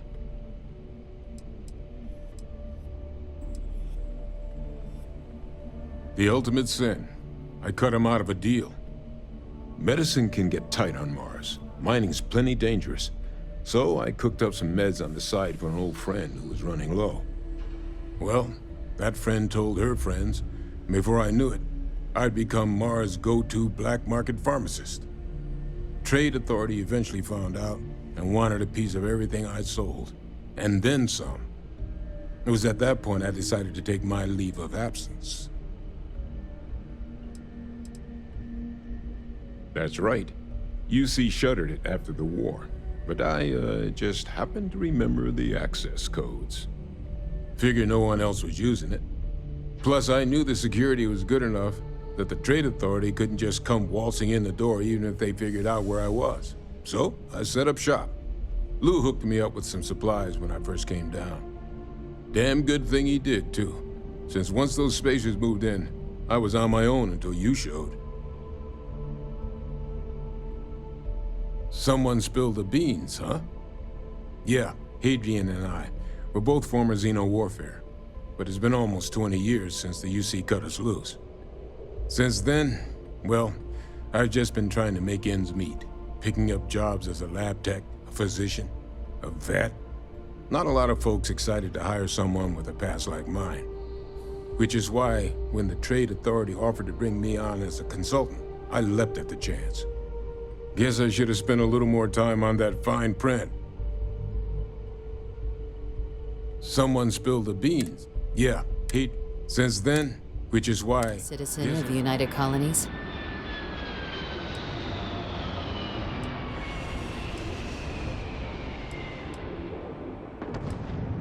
It doesn't. We don't really care where else you might have been or might become. Once you earn your place in the United Colonies. Well, only citizens can own property in New Atlantis. We also pay a discounted rate at any United Colonies merchant. And all citizens receive an ample credit disbursement upon joining. Good. This isn't the only item we need to discuss, so I'll give you the short version. Please raise your hand. Captain, through your actions today and in days past, you have earned your place among the United Colonies. Through service, bravery, strength, and upholding of the mutual good. Will you carry and cultivate these values for as long as you remain a citizen? Then, Captain, I'm pleased to welcome you into the United Colonies as a full citizen. Here, your official ID and your citizenship dispensation. We've also let the Aphelion Realty office out in the plaza know you're approved to purchase property. Now, the other item we needed to discuss. There's a member of the UC who's asked to speak to you, but this person is in a sensitive position. Normally, we wouldn't even consider something like this, but we think this person has information that could prove useful in dealing with the Terrormorphs. And they've stated they'll only share it with you. They asked for you by name. So I need your agreement that everything you're about to see is kept in the strictest confidence. You can tell no one. Can you agree to these terms?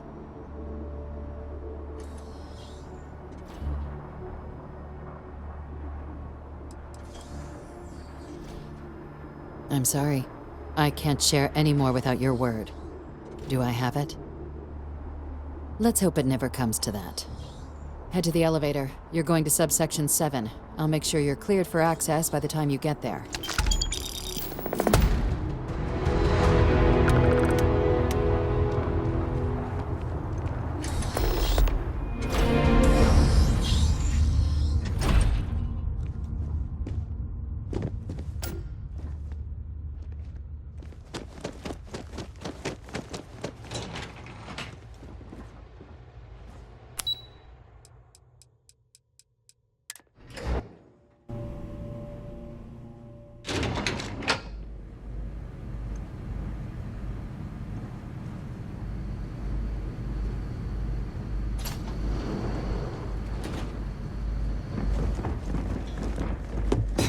Are we at all surprised that the UC has such a massive space dedicated to secrets? Unsealing access. You may proceed down the corridor. But there are no additional visitors permitted. Your friend's gonna have to wait out here.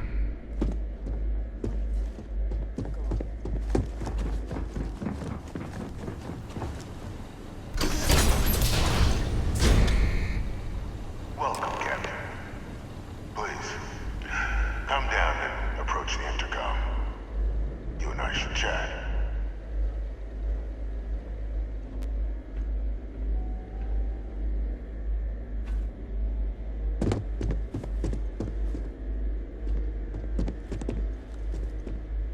President Abeyo was kind enough to give me a few files to peruse.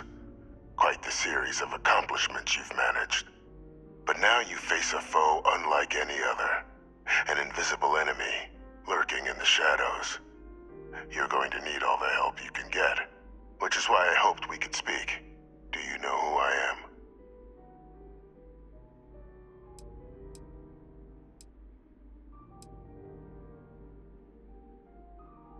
Perceptive. I like that. I'm Francois Sanon, but most know me as Eyewitness. I was an admiral during the Colony War. One of its great villains, if you believe the slates. I was to be executed for my crimes, but the previous regime deemed me too valuable to simply discard. So they put me here, a sacrifice on the altar of peace. Even my death served the colonies.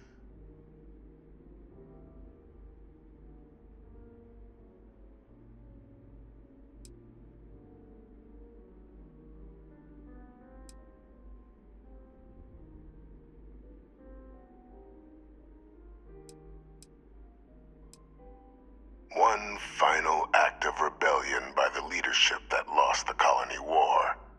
The trial was authentic. I faced tribunal with dignity, but my execution, staged. A lethal injection that was anything but.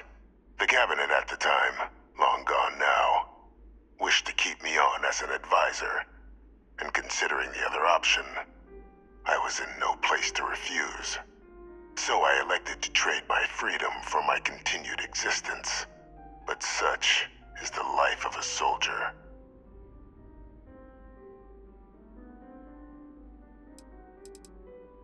To warrant my execution, the official charges I faced after the war were twofold. The first was the destruction of civilian ships during the Battle of Cheyenne, a battle during which those civilian ships were actively attacking my fleet. The other was ordering the bombing of the Londinian spaceport to halt the spread of the Terrormorph outbreak there. The city and its citizens were lost, but countless others likely saved. And for doing what was right, I was put on trial, and my life irrevocably changed.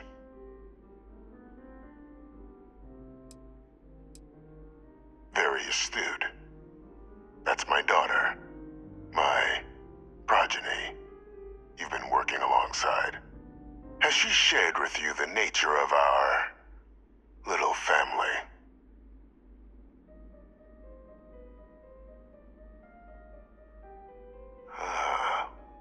Did she? So willing to trust Hadrian. I never did succeed in driving that out of her. Our relationship has always been a challenging one. The Major was born to become a great leader, carry on the legacy I established, and was given all the finest training to support it. And she excelled. But the universe cut all that short. Now, though, it's placed even more crucial work in front of the two of you. And I think I have a part to play in helping you accomplish what you've set out to do.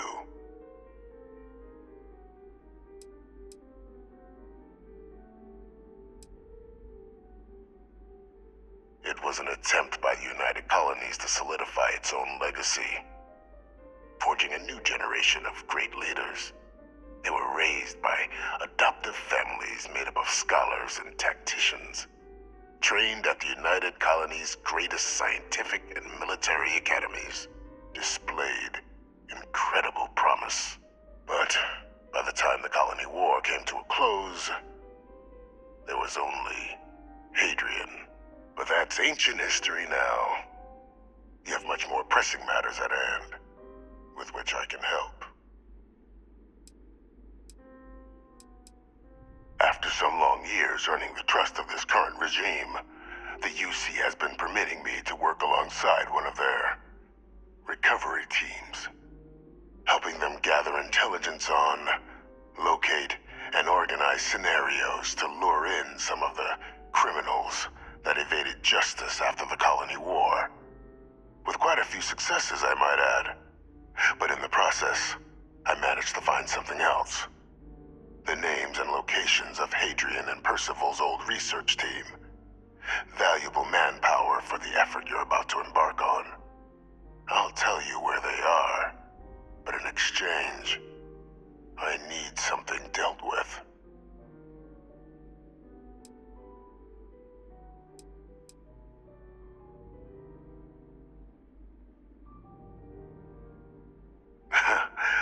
Well, who better to find them? But many of them I knew personally, and I've always had a mind for details. You'd be shocked how often an otherwise brilliant criminal flees to the planet just next to the one where they were born. Oh, I simply use my own personal knowledge and the information. One task. That's all I require. There is a former colleague of mine, a man by the name of Dr. Reginald Orlaise.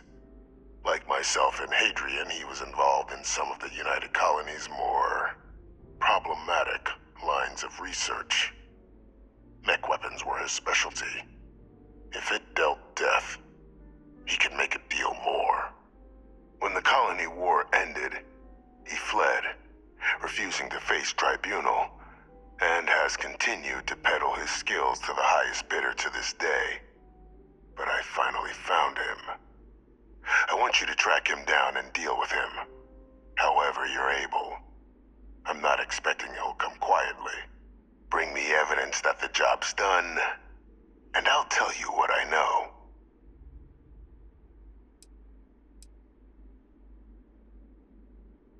You can certainly try, but the man's been out there 20 years. He's likely gone feral by now.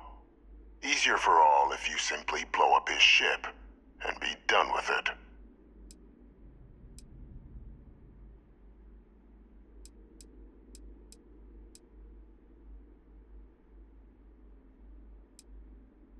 Captain, your files indicate a track record of unlikely successes. It is my genuine hope that, perhaps down the line, you might become a part of our team. And this might be something of a tryout. Speak to Deputy McIntyre. I'm sure she'd be happy to hear that someone might be tying up this loose end at long last. Though I would ask you, do not make the mistake of confusing me for a simple cutthroat.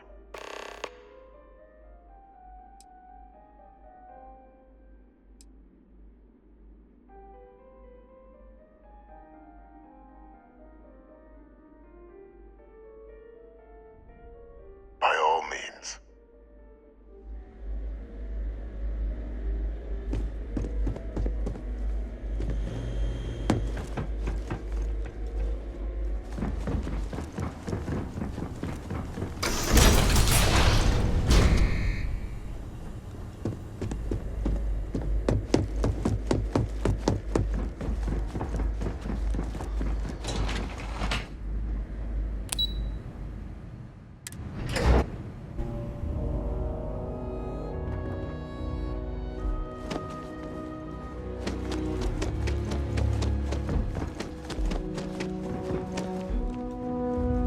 Captain, did your meeting go well? I hope it's clear now why we needed you to agree to all the secrecy.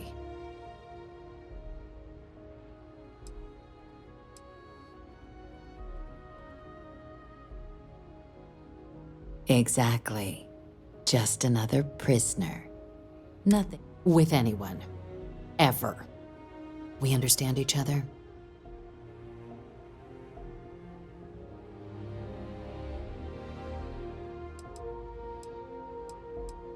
The Major doesn't have clearance for this sort of information, and she certainly doesn't need a distraction from her current, very important, which is why I need you to keep this to yourself. Good. Because bringing this up to the outside world would, and that's not a good look for any of us. Now, was there something in particular you needed to discuss about what we were just discussing?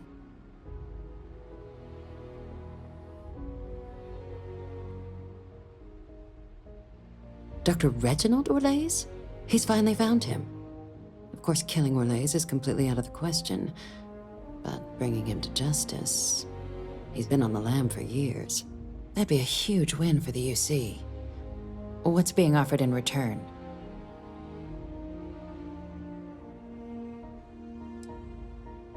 Allowing you to kill someone on behalf of the prisoner? Absolutely not. But taking the chance to bring a known criminal to justice?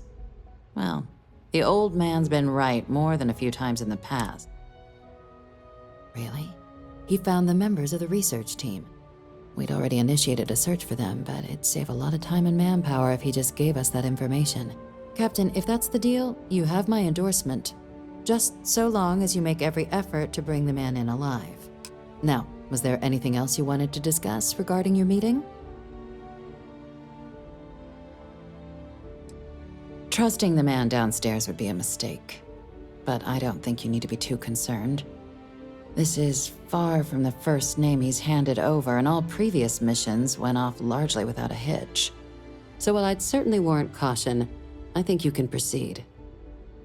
Then I'll bid you good day, Captain, and remind you of the importance of discretion.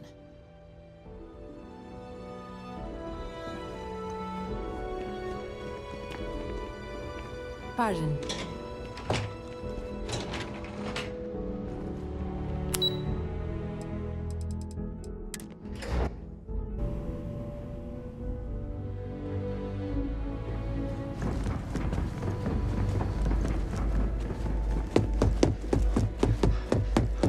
Authorized personnel only. Your friend has to stay here.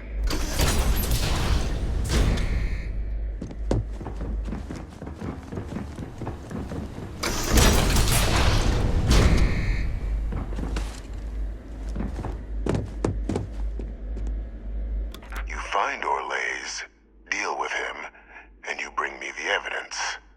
I'll give you the location of the research team.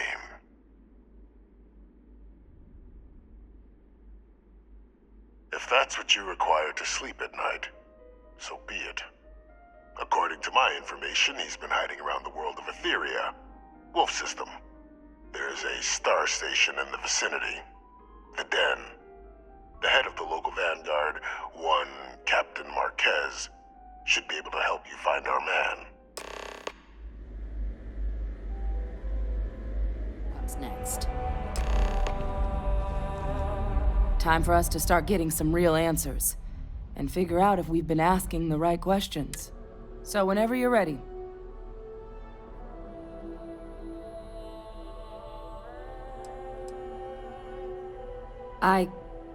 Yes. It will be. Percival and I have done our damage. This is us starting to put some things right. You're carrying the most comprehensive collection of information on Terrormorphs in the known universe. If we can't pry an answer out of there, it likely doesn't exist. Certainly doesn't mean it's going to be easy, but we're not gonna know until Percival and I dig in, so whenever you're ready.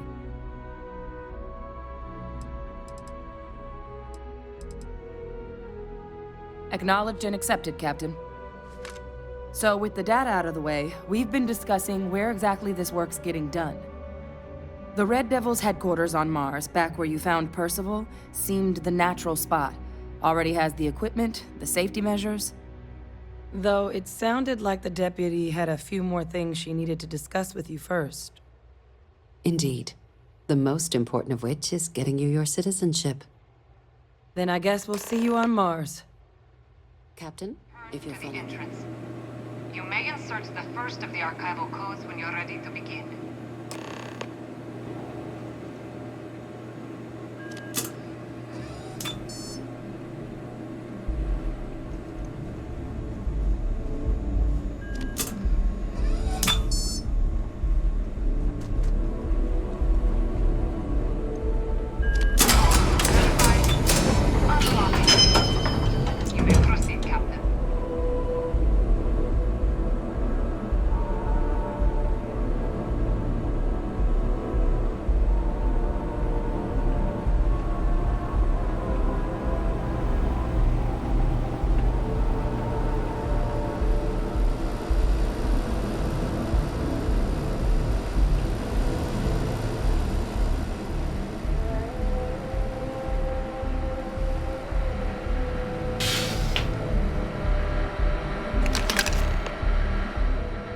Captain, you're back sooner than...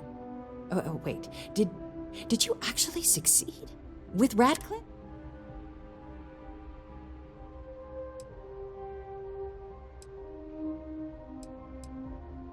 So the old man was still lurking around in there.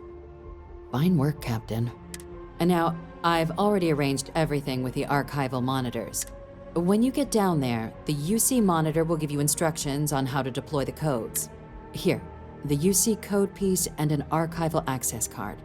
The entrance is just on the other side of the plaza across from absolute best behavior down there. So, what seems punishment becomes providence. A reminder we can never truly know the Great Serpent's designs for us. You have my thanks, and my apologies for the ordeal you just endured. Come, let us discuss.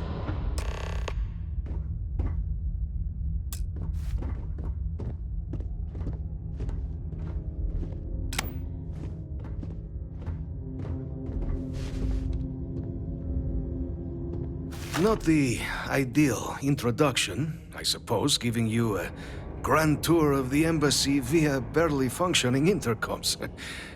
I do greatly appreciate your persistence. I suspect the Venom tree upstairs has worked itself into more systems than I'd realized. But then again, who could cage such a beauty? Tell me though, what is it like outside? I heard the broadcast mentioning an attack. Then the embassy was struck with a power surge and then... silence. Has the rest of the city suffered quite so badly?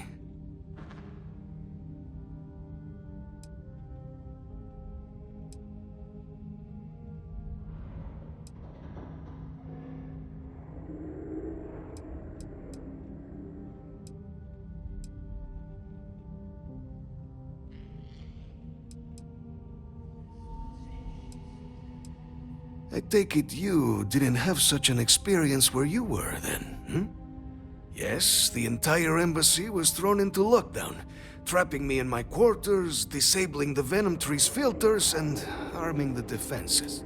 A disconcerting experience.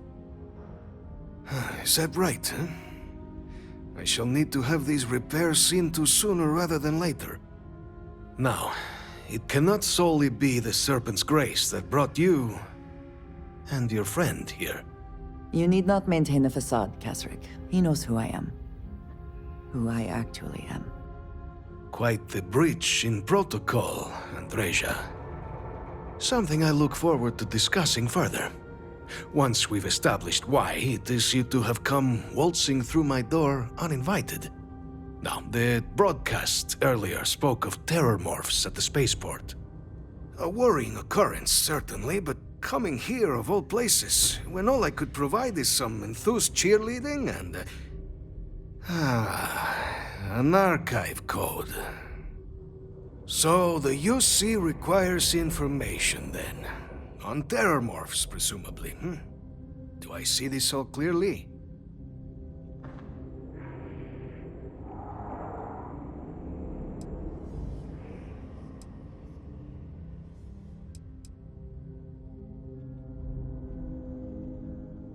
The preservation of life stands as the very purpose of the archives. Using its data to prevent more attacks, there is logic there. But if I am to grant you access, I have a requirement. For years, House Va'ruun has been known only as an agent of slaughter. We founded this embassy with hopes of shedding that legacy. With little success. In exchange for my code, I require this. You must be the one who ensures it is used for good. Ensure House Va'ruun's legacy is more than just carnage. The knowledge you ask for isn't evil. No knowledge is.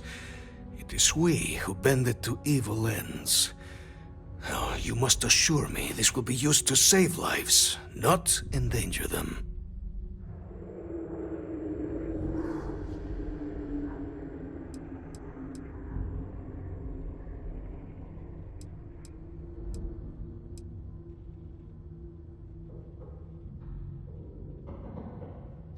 A fine counterexample, responsible for the deaths of millions on ancient Earth. And, fireworks? Absolutely capable of being put to violence, but not evil in itself. And here you are with a similar conundrum. I might be willing to support you if I knew I would not be tarnishing the legacy of House Varun by doing so.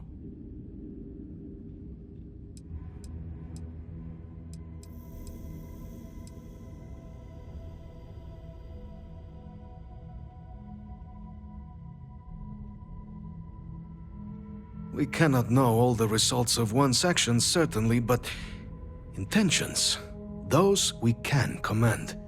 I want you to assure me yours are noble ones. You have my word as well, and you know that you can trust me. Well then, I shall not fear. Please, follow me.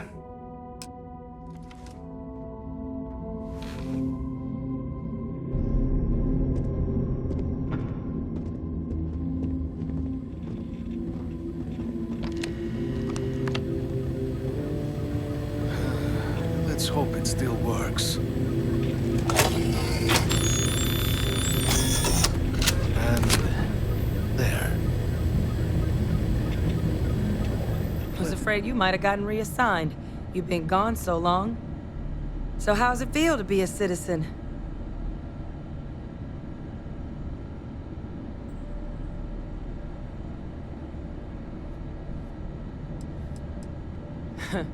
Must have changed up how the ceremony works. I just raised my hand and said, sure, I'm in. But it is real good to have you here again. We've been going through the Terrormorph data and, well, we're gonna need all the help we can get. These logs, they're even more thorough than I remembered. Genetic workups, population statistics, hell, even their food chain. I'd completely forgotten, for example, that there was a creature that actually ate Terrormorphs. At this point, the data's given us more options to explore than we have people to work on them.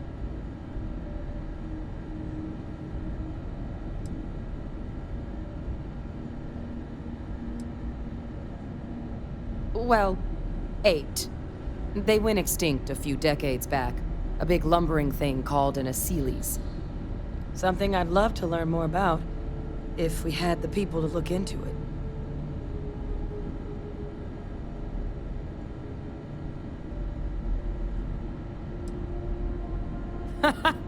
That'd be something, wouldn't... I'm sorry, are you? You're serious? You found our research team? That's incredible. That accelerates everything. With them back, it'll let us... Wait. Kaiser. Did you find Kaiser?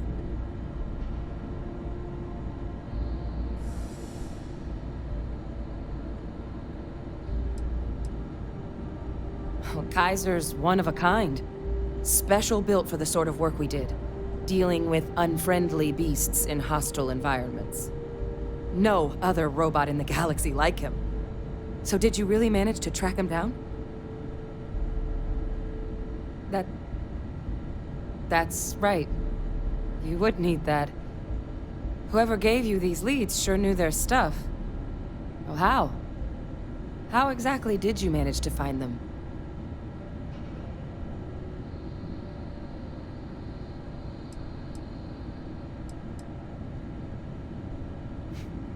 Miracle worker is more like it.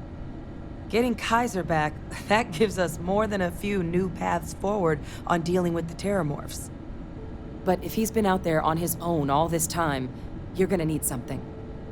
Come on.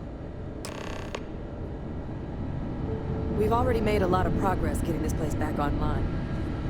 Some of the containment chambers were a bit on the unpleasant side, but the facility staff made short work of that.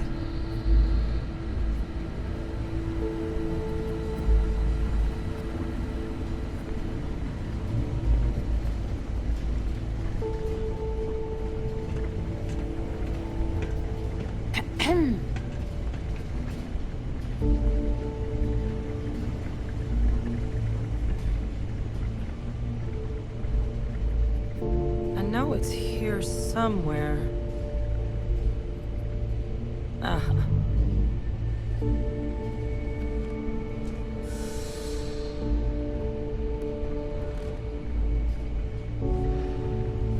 Here, Kaiser schematics.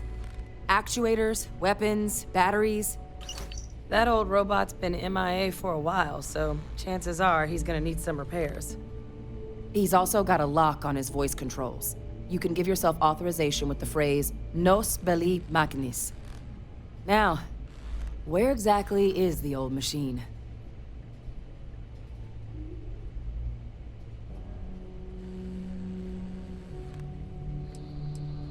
Oh, it's really not that daunting. So long as he's on a planet with some modicum of civilization, you should be able to cobble together most of what he might need. He is on a planet like that. Right?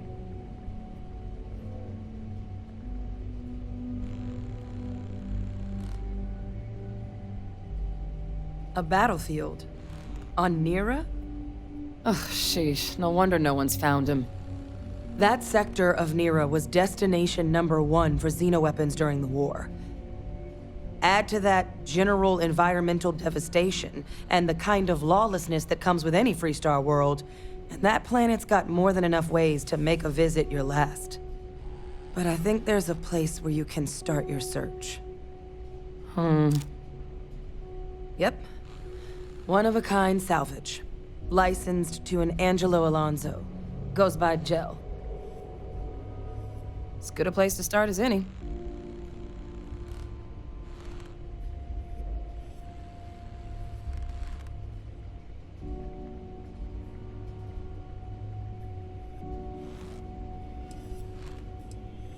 Kaiser lets us do field work with a level of precision that there's really no other way to accomplish.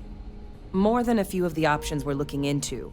Detectors to uncover the Terrormorph transmission method, or crafting a targeted biological agent. They require highly specific materials to test against. And asking a group of Marines to accompany us for that kind of work, well, it usually ended up with ruined samples and wounded teammates.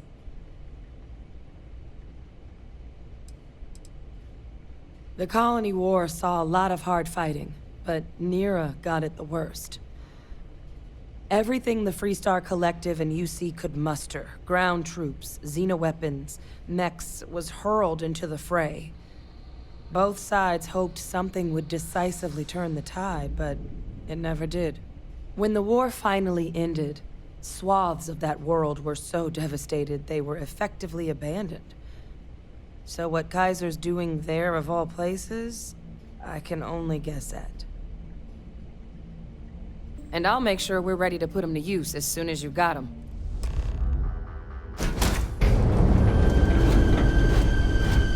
How can I be of service, Captain?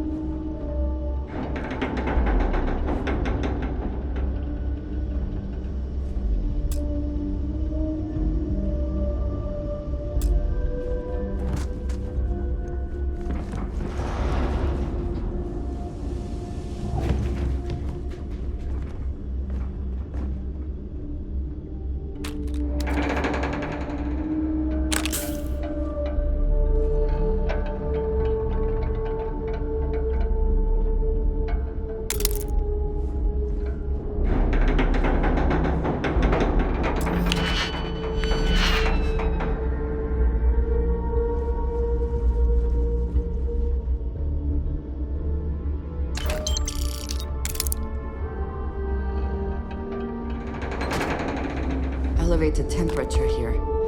Be sure to stay properly hydrated.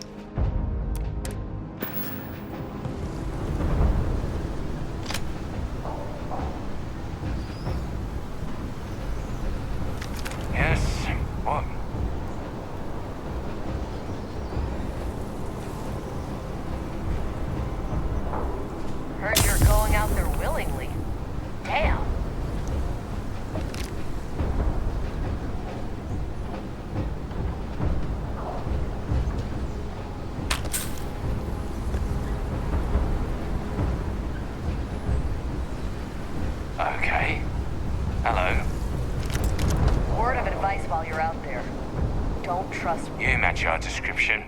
The Vanguard captain? The cabinet wanted you to have something. Make sure you had the best tools for the task at hand. Now, if you'll excuse me.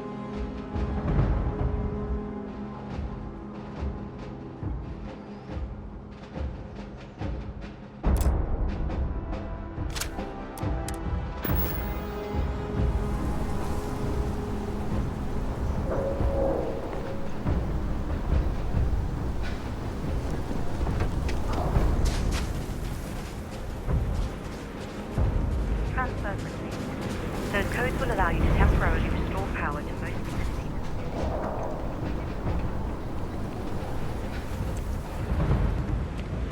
All set on your gear? Are you ready to do this?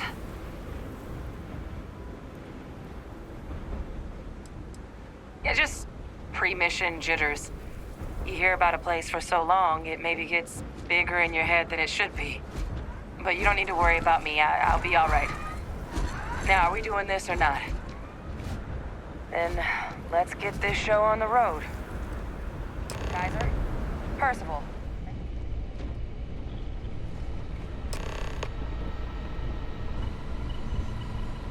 You remember that creature we talked about before you went to Nira? The thing that eats Terrormorphs, the Asylees?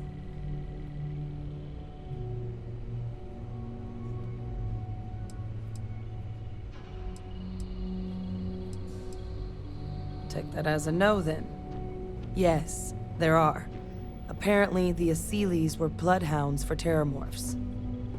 But when the UC ran low on synthetic foods during the Colony War, the Asylees were chosen to fill in the gaps. We thought they were harvested to extinction. But in the data, the research team found the location of a few remaining specimens. As you can see, what we're proposing is bringing them back.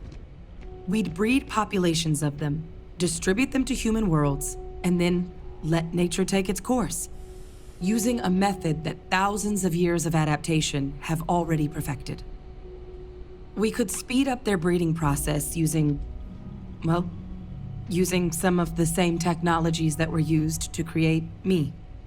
We even think that with some time and investigation, we could use the Asylees' hunting skills to track down the Terrormorph transmission method at long last.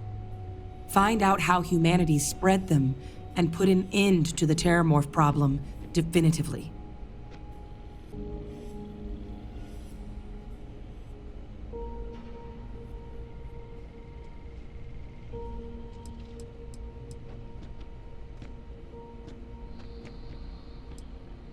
If you pick a fight with one, or you're a Terrormorph, sure. But Asylees were already spread across the galaxy once before during the Colony War. As livestock. They're far less of a danger than the one we're proposing to clean up.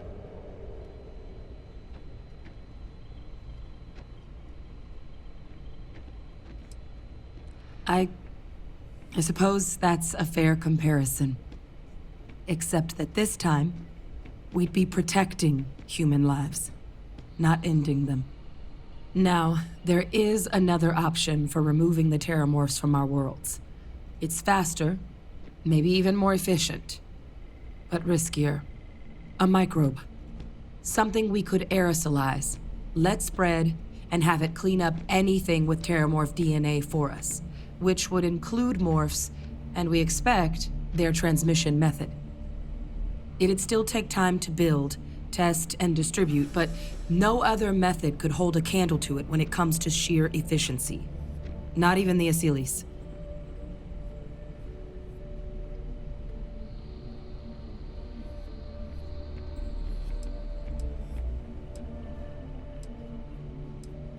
Percival assures me that they're minimal. He'll be able to encode safeguards against mutation in the agent's genetics, so that they stick to the task of cleaning up Terrormorphs. But the microscopic world has a tendency to behave in ways you can't always predict. So to say there's zero risk would be a lie.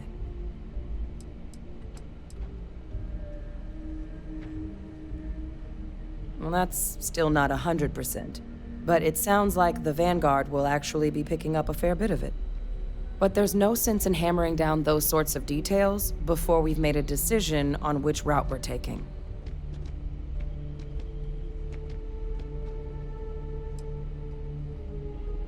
They are quite handsome creatures, almost serpentine, even. Always thought they looked a little more avian myself, but they put the Terrormorphs to shame when it comes to charm. With either path, though, we're looking at a long-term commitment. Years of work. Even just getting these plans off the ground is going to take time. And all routes are going to require some highly specific materials to make things work. Terrormorph cell lines we can breed quickly and consistently to test on. Asylees gene samples we can use to rebuild their bloodlines. Or sharpen our microbes' tracking skills. Not the sort of things any labs just got lying around. But we think we found a lead. One place in the known galaxy where we know we should be able to find all the materials we need. All paths lead to Londinian.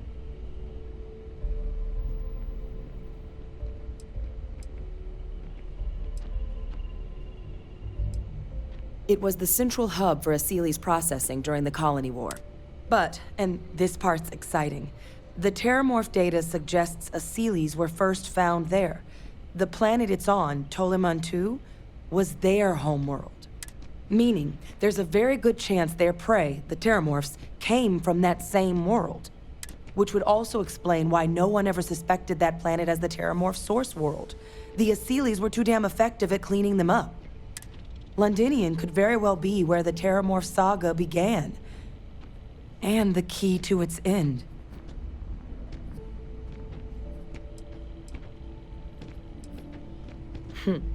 It's certainly not encouraged, but the UC's given their sign-off for this excursion. It's dangerous, yes, but Kaiser, Percival, and I, we've trained for this. And you're not so green yourself. And the last thing I want right now is for the UC to stick us with some gung-ho jarhead who's gonna put us and the mission at risk. Captain, you're the reason we're all here right now. You're the person I think can help us finish it. Will you join us on this? Exactly what I was hoping to hear. Now, the UC has a small operating base on Londinian's outskirts. We're cleared for access, but we'll need to check in with the base commander, Sarah Hatum, when we touch down. I'm gonna help Percival and Kaiser prep, but once that's done, we'll rendezvous with you there. But you need to know, Londinian, it belongs to the Terrormorphs. They'll have anti-Xeno gear for us at the base, but I'd make sure you've got your favorite arms on hand.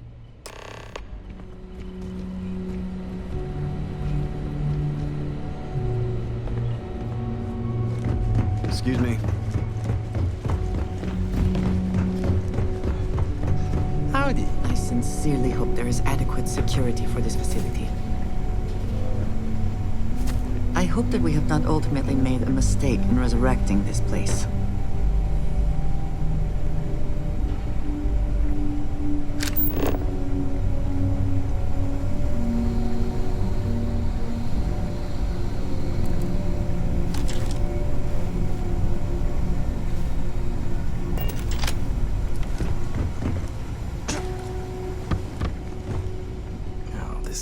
Goddamn planet.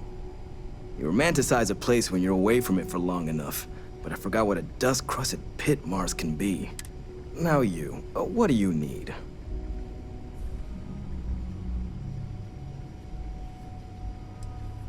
Oh, that's you then. I was informed we might be working together.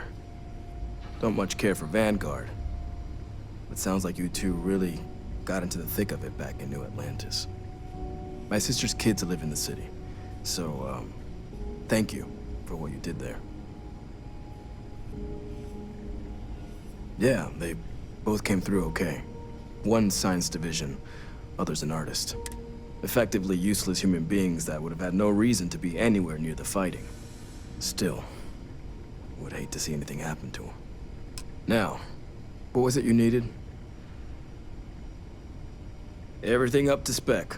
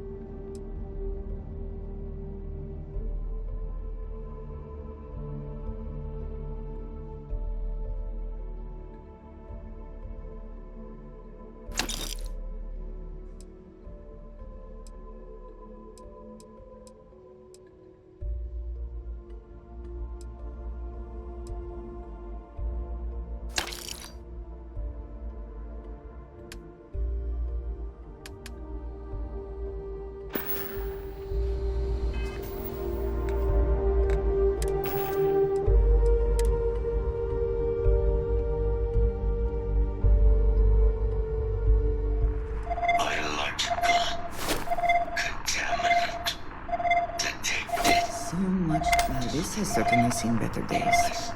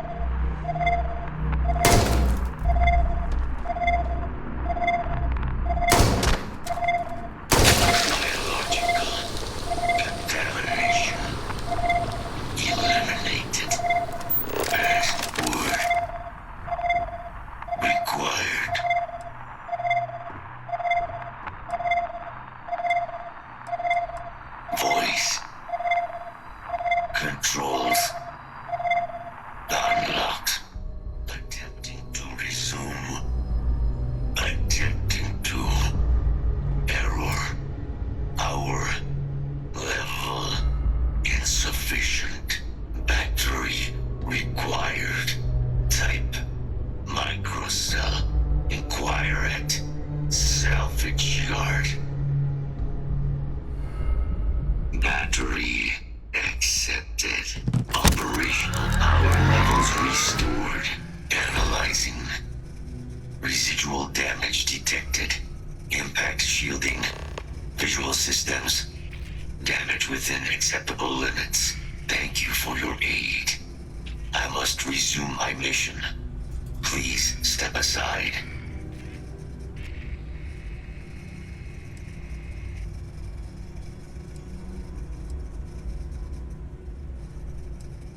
Weapon disarmament. High risk. So I will ask you to stand aside. Heat leeches. Energy siphoning pests. Major Sanon will have to wait. I cannot leave my mission. Although previous attempts to disarm the weapon have been unsuccessful, additional support may allow me to complete my active mission more quickly, allowing me to leave this place.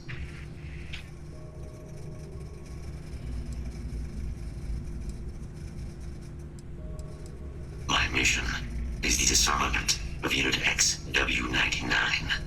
Designation 99 has proven a far more formidable adversary than its peers. Will you aid me with disarmament?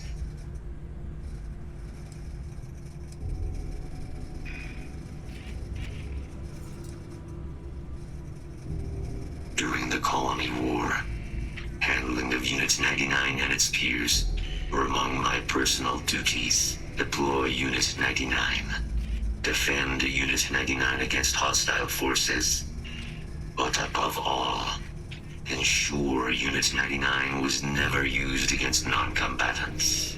When I was separated from the Xeno-warfare team with the Armistice, Unit 99 and its broodmates remained here, causing many non-combatant deaths. So I am here to correct my mistake. I have nearly succeeded in disarming their brood. Only Unit 99 remains. Follow me. How can I assist?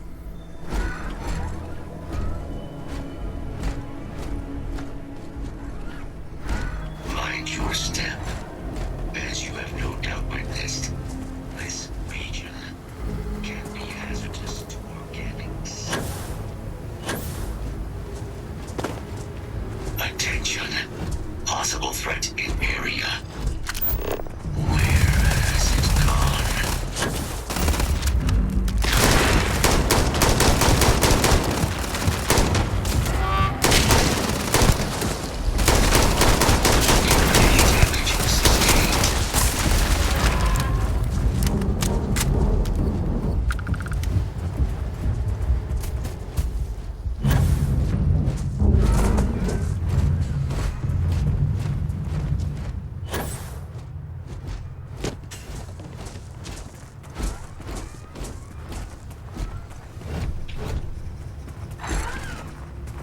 Probably best not to think too long about what Ecliptic will be doing with anything they salvage.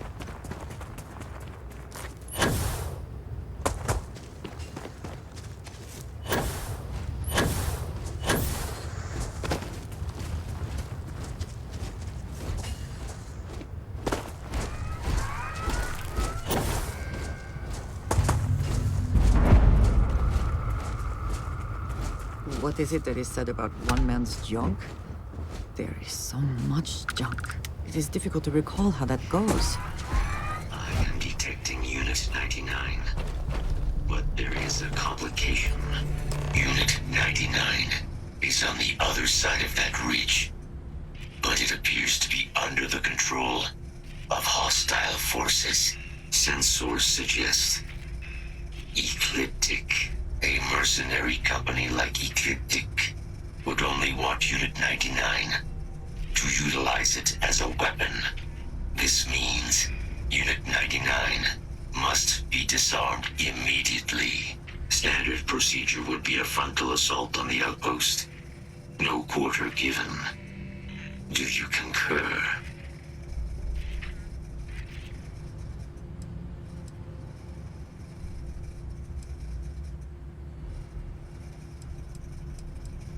That is the standard method of Xeno.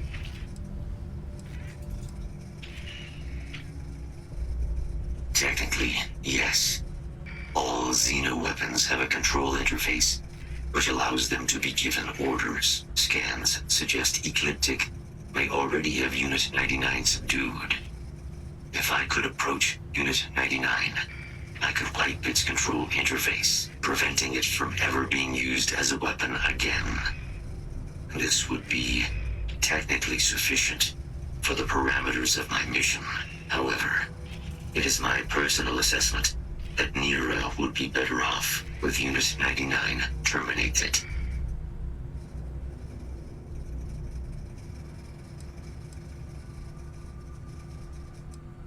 That adds risk to the situation, but if you are determined to do so, I will assist.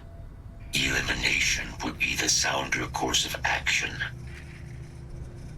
However, Ecliptic could release the creature at any time. For this plan to succeed, you'd need to lock the creature's restraints, or eliminate all Ecliptic forces without detection. Such an approach would require no small bit of guile or stealth, neither of which are within my operational capacity. You would have to do it alone.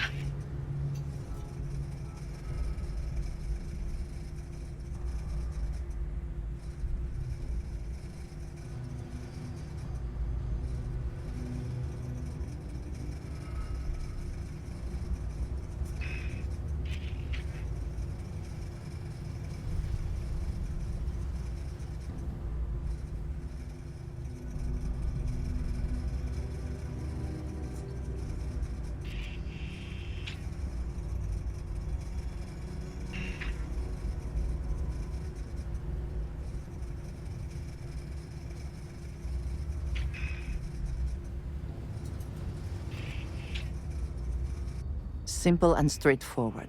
A good choice. Moving out.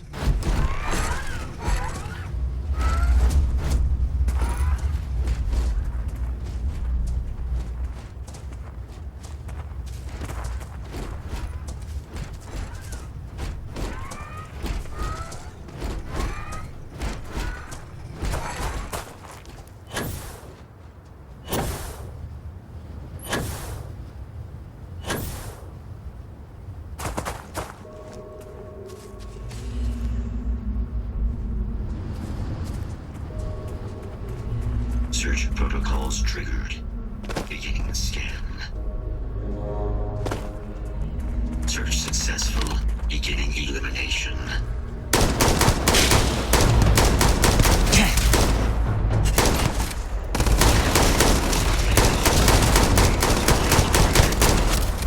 Every single one of them!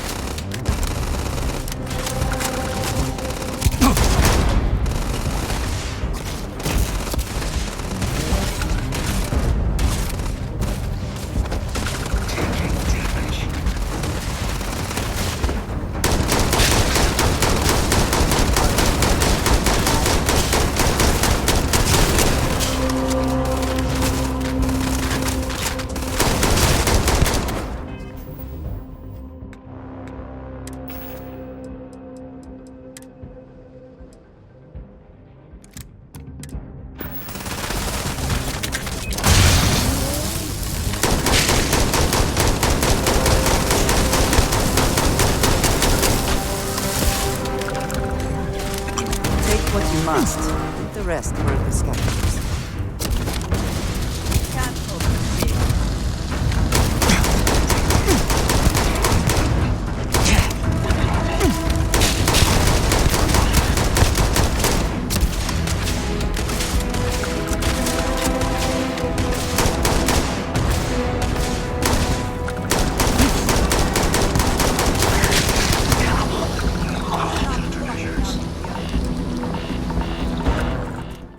I'll let Hadrian Perfect give you timing. the details. We just got in.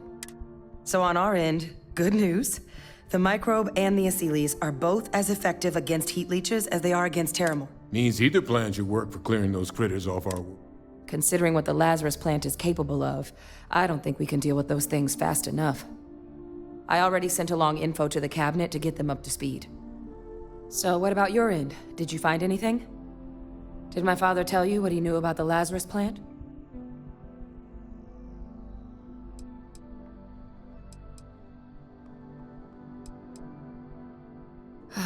Do what you have to. So, did you turn?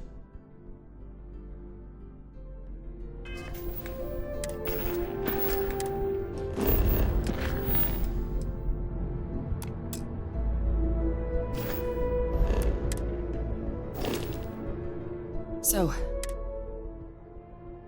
I knew it. The second I heard that recording, I knew. Why? Did he say why he did it?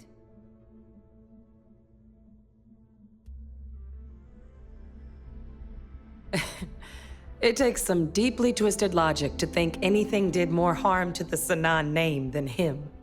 Somehow, after all that has transpired, he still believes himself to be the hero. He created this whole situation just so others would see him the way he sees himself. But all it has done is further expose him for what he really is. Well, once we inform the cabinet, they can ensure he won't be able to do anything like this ever again.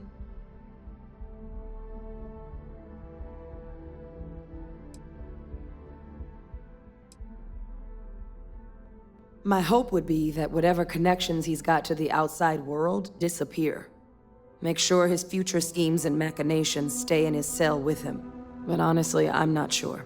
He's in a unique position, and has done a special kind of harm to the colonies.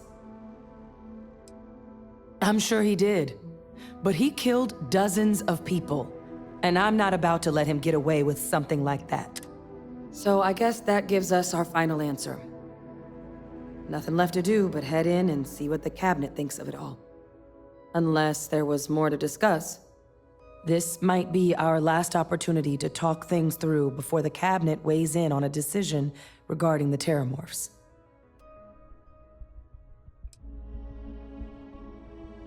Microbe is gonna make the cleanup a whole lot quicker. If we're concerned about this Lazarus plant getting deployed again, that's the way to go. The cabinet can secure the Lazarus plant, and then we're not risking any surprises when it comes to dealing with a microbe. You're being paranoid. You know the science. You know we can make this safe. I do know the science. I also know math, and a 1 in a million chance of a mutation isn't 0. So I guess we're still in discussion. Probably best. They are. Microbe needed minimal adjustment to account for heat leak. And the Asylees seem like they're even better at tracking leeches than more. Hell of a sight to watch, though, when they catch them. Like an open airlock guzzling angry spaghetti. Asylees aren't hostile to humans, but they are megafauna. If someone decides to pick a fight with one, it could get ugly. But they've already been spread far and wide once before when the UC was using them to clean up the Terrormorphs and leeches, though. It's not going to be nearly as expedient as the microbe would be. Given what we know now about the Lazarus plant, the speed of the job does matter. But going with the Asylees, we're at least dealing... It's hard to know. Unlike my father, the cabinet aren't butchers. But if you're really that concerned, you could request they be lenient. They might be willing to spare him. Then here we go.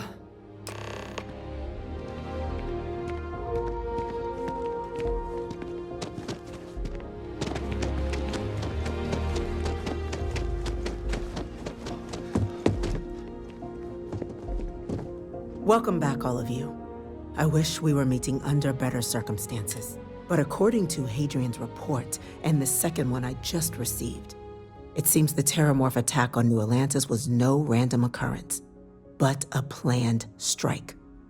Is what I'm reading here true?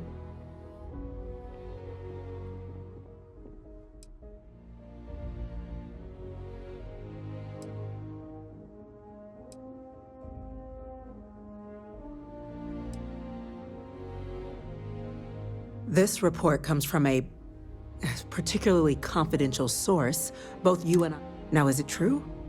Was the attack on New Atlantis planned?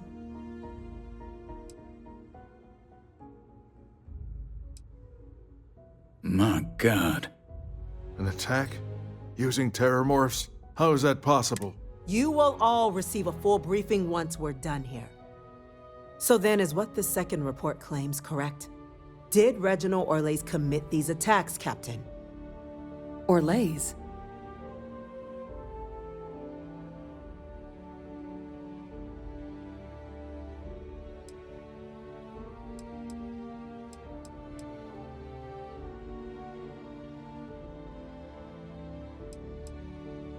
Well, ma'am, it seems your report is incorrect.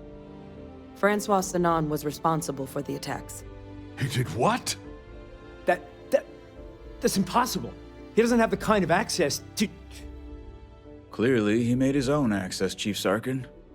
Madam President, I have been saying for years that not dealing with that man was gonna end in tragedy. Enough! I hope everyone here understands that what has just been shared is a state secret of the highest order. This information does not leave this room. Now, that's quite the accusation your group is leveling.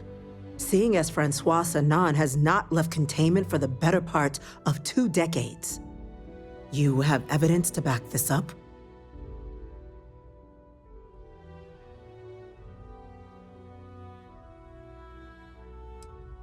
I can think of numerous reasons why someone, after learning Eyewitness is still alive, might want. So I'm not going to accept such a stunning. It just transformed. A Terrormorph out of thin air. An invisible weapon. No planet would be safe. Heavens help us. Is that actually him? I'd know that voice anywhere. That's Francois. He knew they could do this. And said nothing. He's a sociopath. Plain and simple, ma'am. Officer, please collect that recording. Yes, ma'am. Begging your pardon, Captain? We'll, of course, be launching a full investigation into how this could have happened. Though I have little doubt the Admiral will be quick to share all he knows on the subject once confronted with that recording. Chief Yassine, can you send one of your interrogators to have a little chat with the Admiral? I'll issue the order immediately. Good. Combined with everything else you all have uncovered. Well, I don't think the United... We failed the people of the colonies by not dealing with Eyewitness sooner. I intend to rectify that mistake immediately.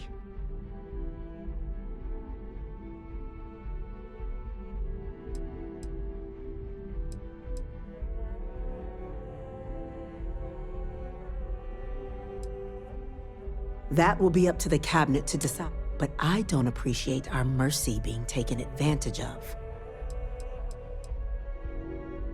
That's... But cutting off Eyewitness's contact with the outside world is likely to be just the I'm not sure I see why someone with UC blood on their hands would merit leniency. But I will note your request when the decision is... Now, with our villain unmasked, we can attend to the other matters at hand. With the threads you've brought together here, the Lazarus plant, the attacks, the heat leeches, the 3 of you have likely spared thousands of lives. But it now falls to the cabinet to ensure this can never happen again. As such, the cabinet will be securing the Lazarus plant on Londinian. All materials related to the plant will be classified A sound decision, Madam President.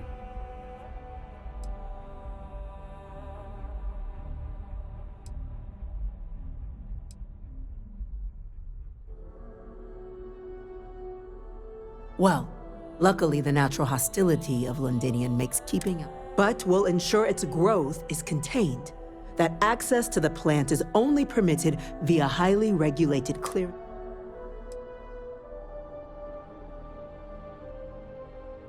Tell the Freestar Collective. Wow. So they have another tool to utilize against us? I'm in agreement. I fail to see the value here.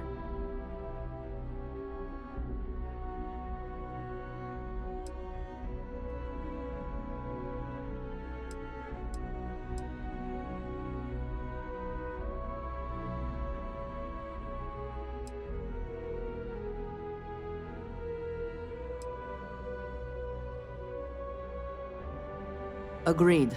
Any effort to de-escalate the situation should be considered. Being as open as possible would be a valuable move. That is an interesting idea. A grand gesture to further display this cabinet doesn't think like those of the past. The observers on Mars have proven such a gesture can bear fruit. So, you want us to make nice with the Collective by sharing our state secrets? No. I want us to display plainly the UC's actual intentions, that the plant will never be used as a weapon again. That does sound worthwhile, Chief Kulkarni. Very well. We'll get the Collective involved in the management. Thank you for the suggestion, Captain. So then, to our final topic. The Cabinet has agreed to implement a plan that will deal with the Terrormorph, and now also Heat Leech presence on human worlds. In fact, we've already begun enacting measures to check all UC ports and settlements for undiscovered nests. But we all understand this. The project we're embarking on will be a long and difficult one. Madam President, this microbe is clearly too much of a risk. The Aseles are the safer approach. To someone with limited knowledge of biology, perhaps? The technology behind the microbe is solved science, Madam President. It isn't dangerous. Using it to wipe out the Terrormorphs would be the quickest path to protecting humanity. And fast results always lead to the best outcomes, don't they? As you can see, there remains debate among the Cabinet. Major? We've been having similar debates ourselves, but the Captain has yet to weigh in. I see. Captain, I know this may not be your area of expertise, but we'd like to know your take on the matter.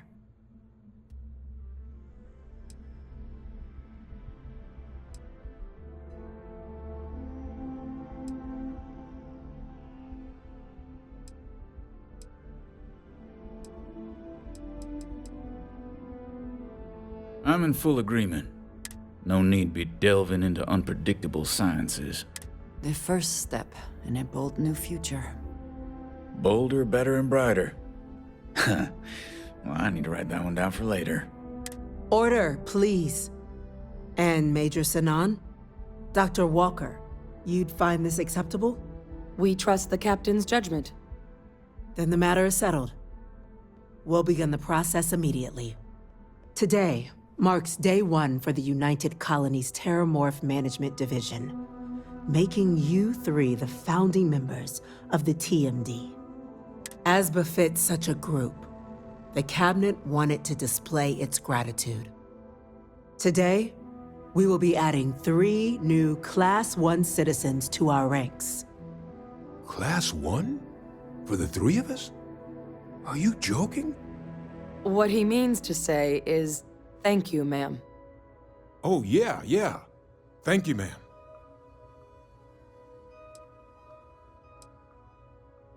It's a status reserved only for those who've dedicated their lives to the United Colonies, or done great things for its cause. Class 1s enjoy an ample credit disbursement, an additional reduction on the cost of colonial goods. And I'm told the penthouse is rather impressive. You all have earned it. Now, there's much to be done. Major Sinan, Dr. Walker, I hope you two are willing to continue your efforts, spearheading the TMD's research on Mars. We'd be honored, ma'am. As for you, Captain, the Vanguard will be providing much of the on-the-ground support for the TMD. As a member of both the Vanguard and the TMD, I believe you'll have your pick of duties. Speak to your commander, Tuala, if I recall correctly. He should be able to provide you with assignments going forward, plus help you collect the benefits that come with being named Class 1. On behalf of the whole of the United Colonies, you have our sincerest gratitude. This meeting is adjourned.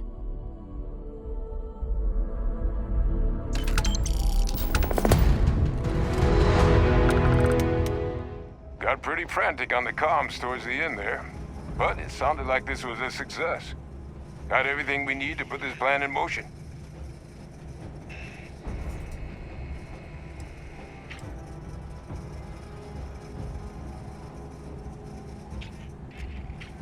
Can't be positive until we run some tests, but knowing that the Terrormorphs have been masquerading as heat leeches all this time is a big find. Arguably makes things more feasible. Agreed. Plus, I don't think you're gonna have to push real hard to get folks on board with cleaning up one of the galaxy's greatest pests if this is what they're capable of. But none of that's getting done without the samples. This place for them. Now, my connection might have gotten a bit fuzzy there, but do I have it right that Victus knew about this damn plan? That's what it sounded like. Guess the old Admiral must have told someone what he learned. Even he's not clever enough to pull off an attack like that from the great beyond.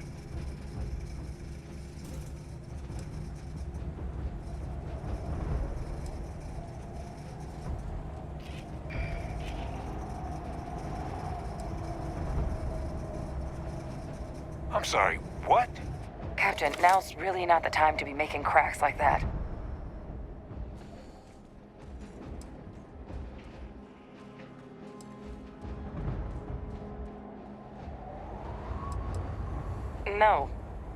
No, that can't be. I saw him. He's actually really alive? My God. And you've known that, what, all this time? And decided now was the time to bring it up?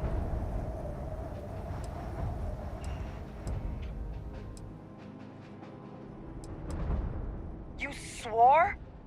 You swore. You were just doing your duty. I know.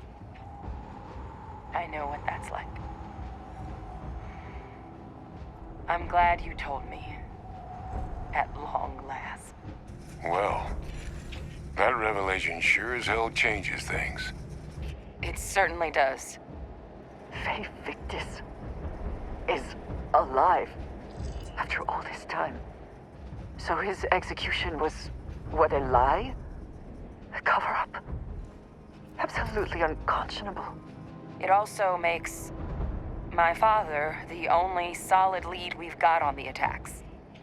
Look, Percival and I, we need to tend to these samples. Guarantee we'll be able to handle cleaning up the leeches as well as the Terrormorphs. But I think you, Captain, should get in contact with my father and find out what he might...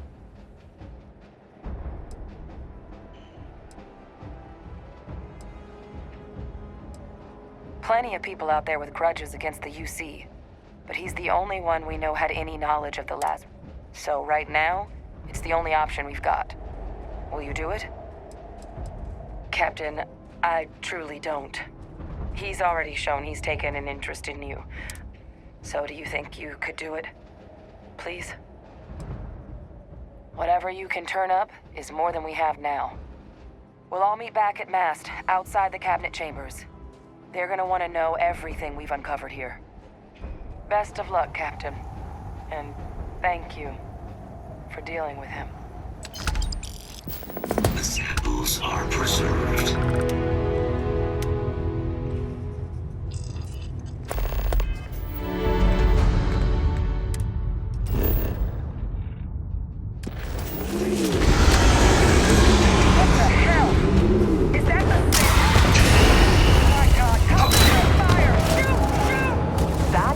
I'm coming for you.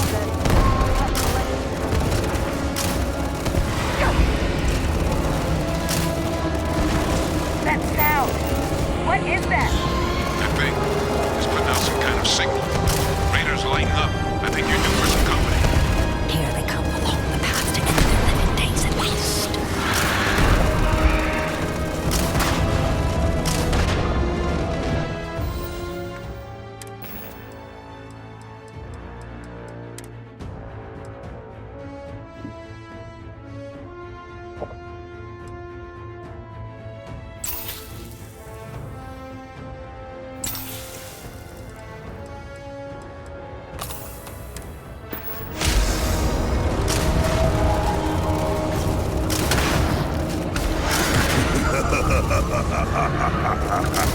The signal that thing's putting out to call in those creatures, I think I can nullify it.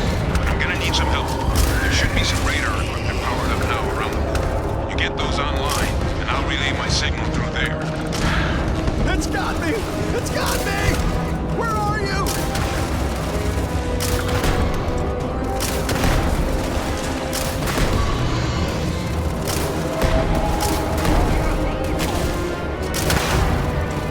You! Put it down! Put down the weapon or we shoot!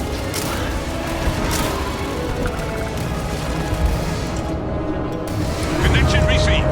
Broadcasting signal. It's working!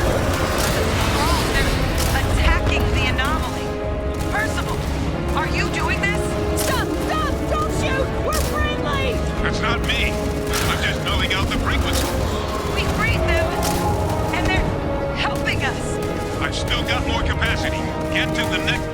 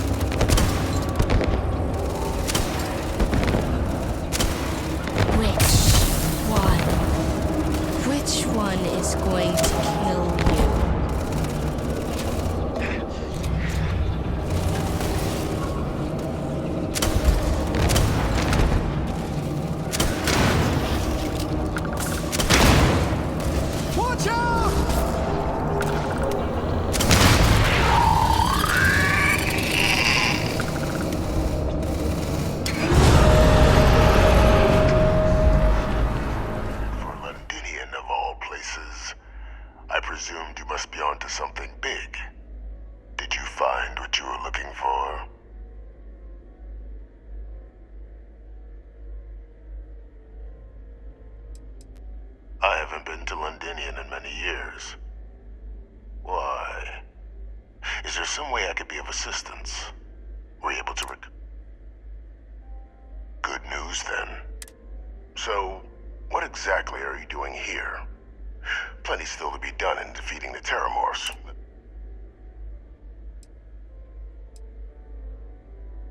Did you? Well, I don't know what you think you heard on this recording, but I sincerely hope you didn't come to the wrong conclusions. After all, given the Cabinet's current state of anxiety, they might misinterpret such a discovery to mean I could have been involved with the attacks. Perhaps I can convince you to keep this among us.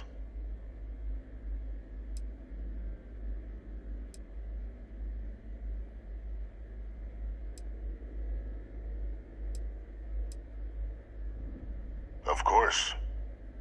Do I look like I'm in any position to do what you're describing? So I'd very much appreciate your agreement to not share what you found. We would... You want to hear the words, then? I did it. The Terrormorph attacks on Tau Ceti. Atlantis? My doing. Years of coordination between my associate and I. Figuring out how to deploy the Lazarus plant's pollen outside of Londinian. Learning to synthesize it. Use it as a weapon. Now, being as clever as you are, I'm sure you have thoughts on why I might do such a thing.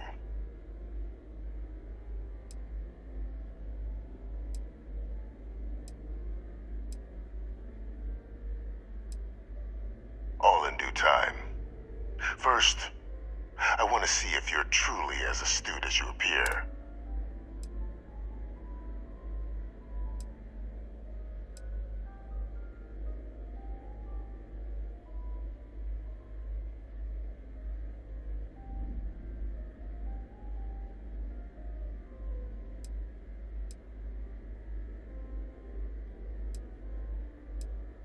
You can be more right.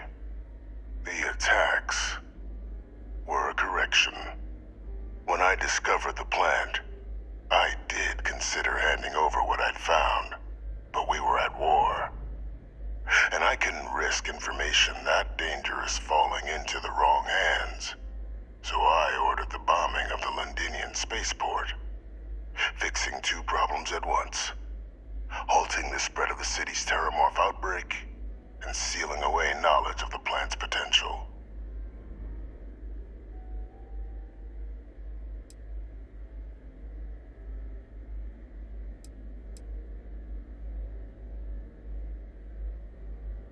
These were the final days of the colony war, Captain. The Freestar Collective had spies everywhere. Just like what was happening on Londinian at that very moment. Sealing off the city to prevent mass death? It was the only option that made sense at the time.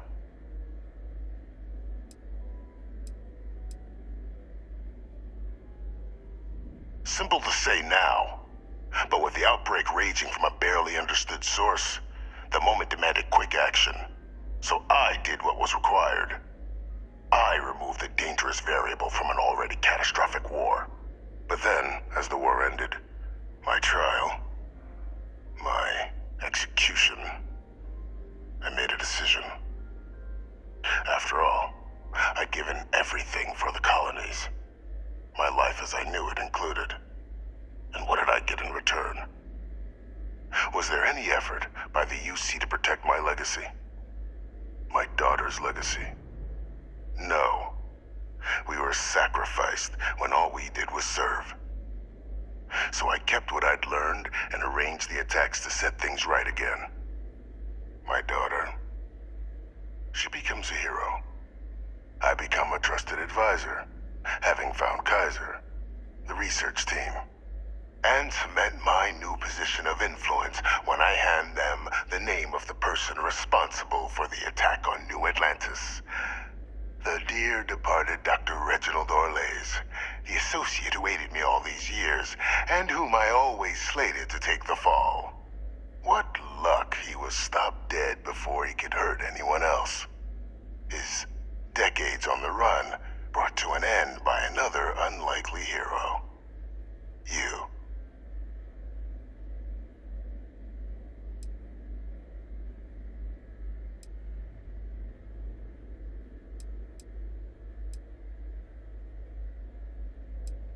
Can't remember the many lives you've taken. Orlays was the man whose death you brought about around the moon of Etheria. The pilot of the Warlock. The man I had to eliminate. To hide my secret. Why would I want to be in the good graces of the people who control my very life? I don't know, Captain. Maybe I still dream of a life outside these walls someday. A new face would be needed, of course, but it wasn't an impossibility. Though now, I'm not so sure. It wasn't easy. But the beauty of being loathed is that people will do whatever they can not to deal with you. They wanted to pretend I didn't exist. And so I used their blind eye to my advantage. Still, establishing Establishing a back channel to Orlays via the UC recovery teams was painstaking work. They believed they were luring in wanted criminals, but were in fact delivering precisely encoded slates, filled with instructions invisible to any but their recipient, dropped off at just the right moments to fall into the proper hands. All without the UC realizing whom they were actually dealing with. Slow work. But as you can see, ultimately effective.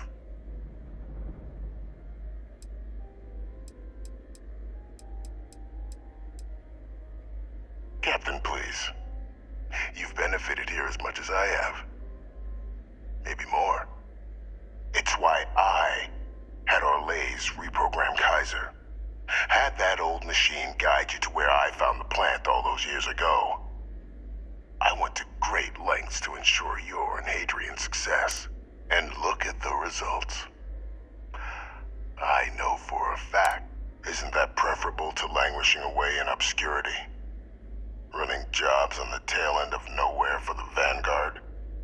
With only the vague hopes of perhaps earning the right to buy a home in the well someday.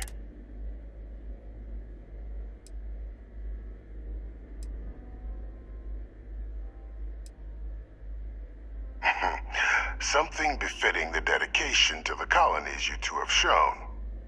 While of course they can't give you a command, responsibility like that has to be earned. The cabinet does have access to considerable resources. I expect you'll be quite pleased with the result, and none of it would have happened without my intervention.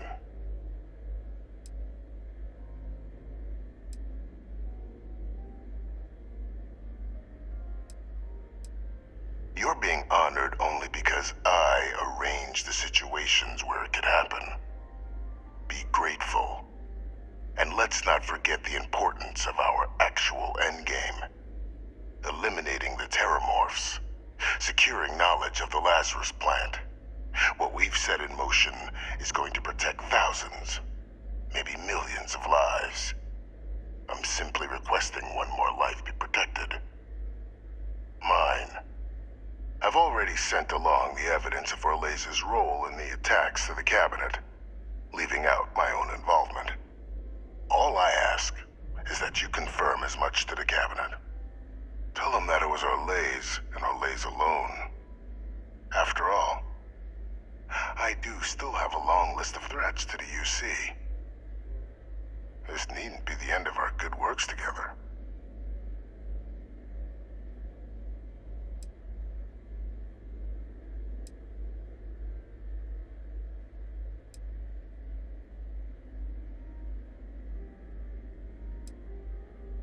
Hunting down criminals and I expect they'll give me a bit more free rein.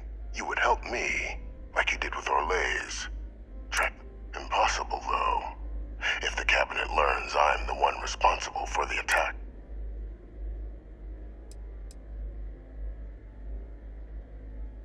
Splendid. Then I won't keep you. You've got important work, after all. Here's to a bright future.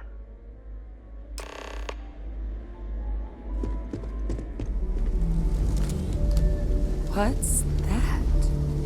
My God, look at it. A Lazarus in bloom. You know, we might be some of the only...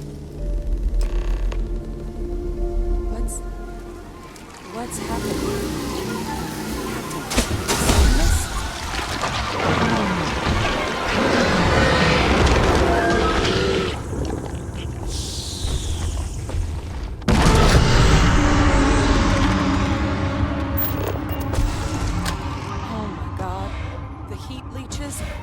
Terrormorphs.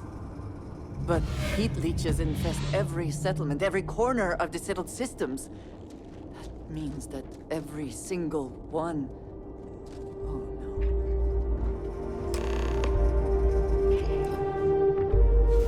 You just saw that, right? You would tell me if I was losing my mind. That heat leech became a Terrormorph. The pests that have snuck onto every planet are baby Terrormorphs. Heat leeches hide out in ships, sneak away after landing, and then, with time, they transform. We just found out how Terrormorphs move between planets.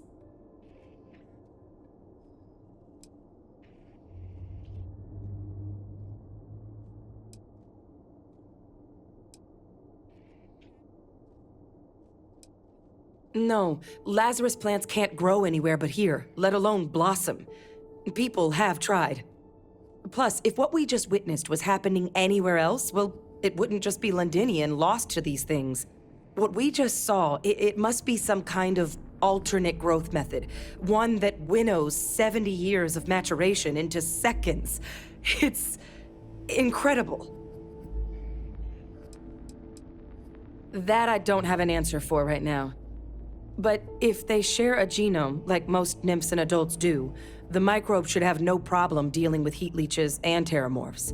The Asylees, we'll have to look into. But given what we know about the creatures, I wouldn't be shocked to find that they've got an appetite for both. Pretty major is right. But if what we just saw, if that's possible, the Lazarus plant, it's clearly an accelerant for the Terrormorph, a heat leech transformation process. Make one into the other in an instant. But that means if anyone knew about this, they could trigger a Terrormorph spawning. You could sneak a leech into a city, or even multiple leeches, into a place like New Atlantis. Good God. The attack on New Atlantis, could someone have set that up?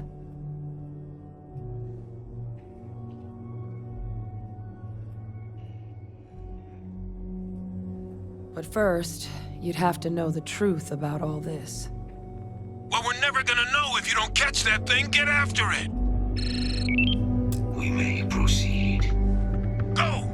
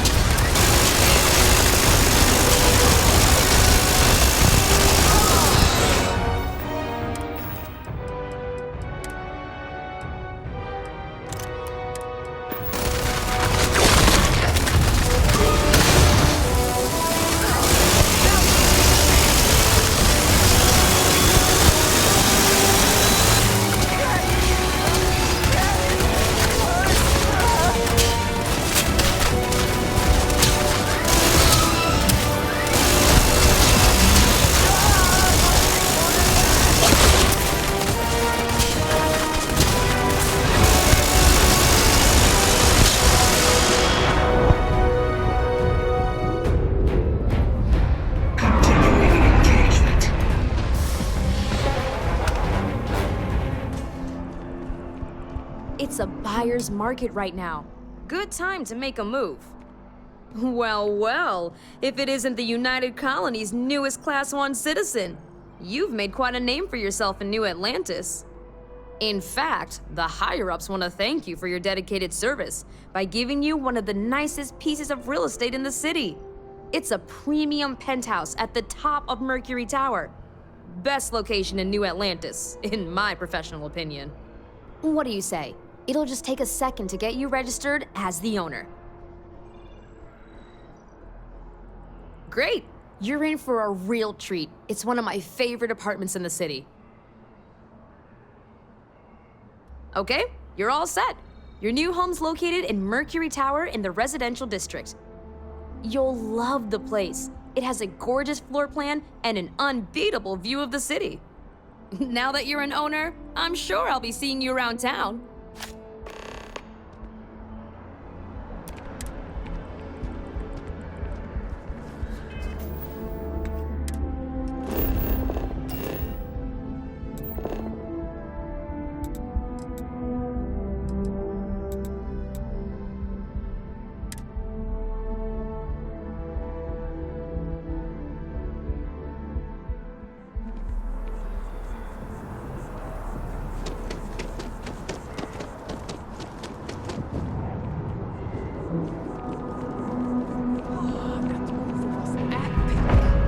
Definitely better than the last interceptor. But why did they replace the handler? I thought the actress was amazing. She turned him down. She apparently signed on to do some Shakespeare film. In the How last many action damn sequence, versions of Shakespeare do we return need? of the Interceptor I mean, after is going to I'm going to sweep watch the awards Return. this year. I think the Mark my Interceptor words. franchise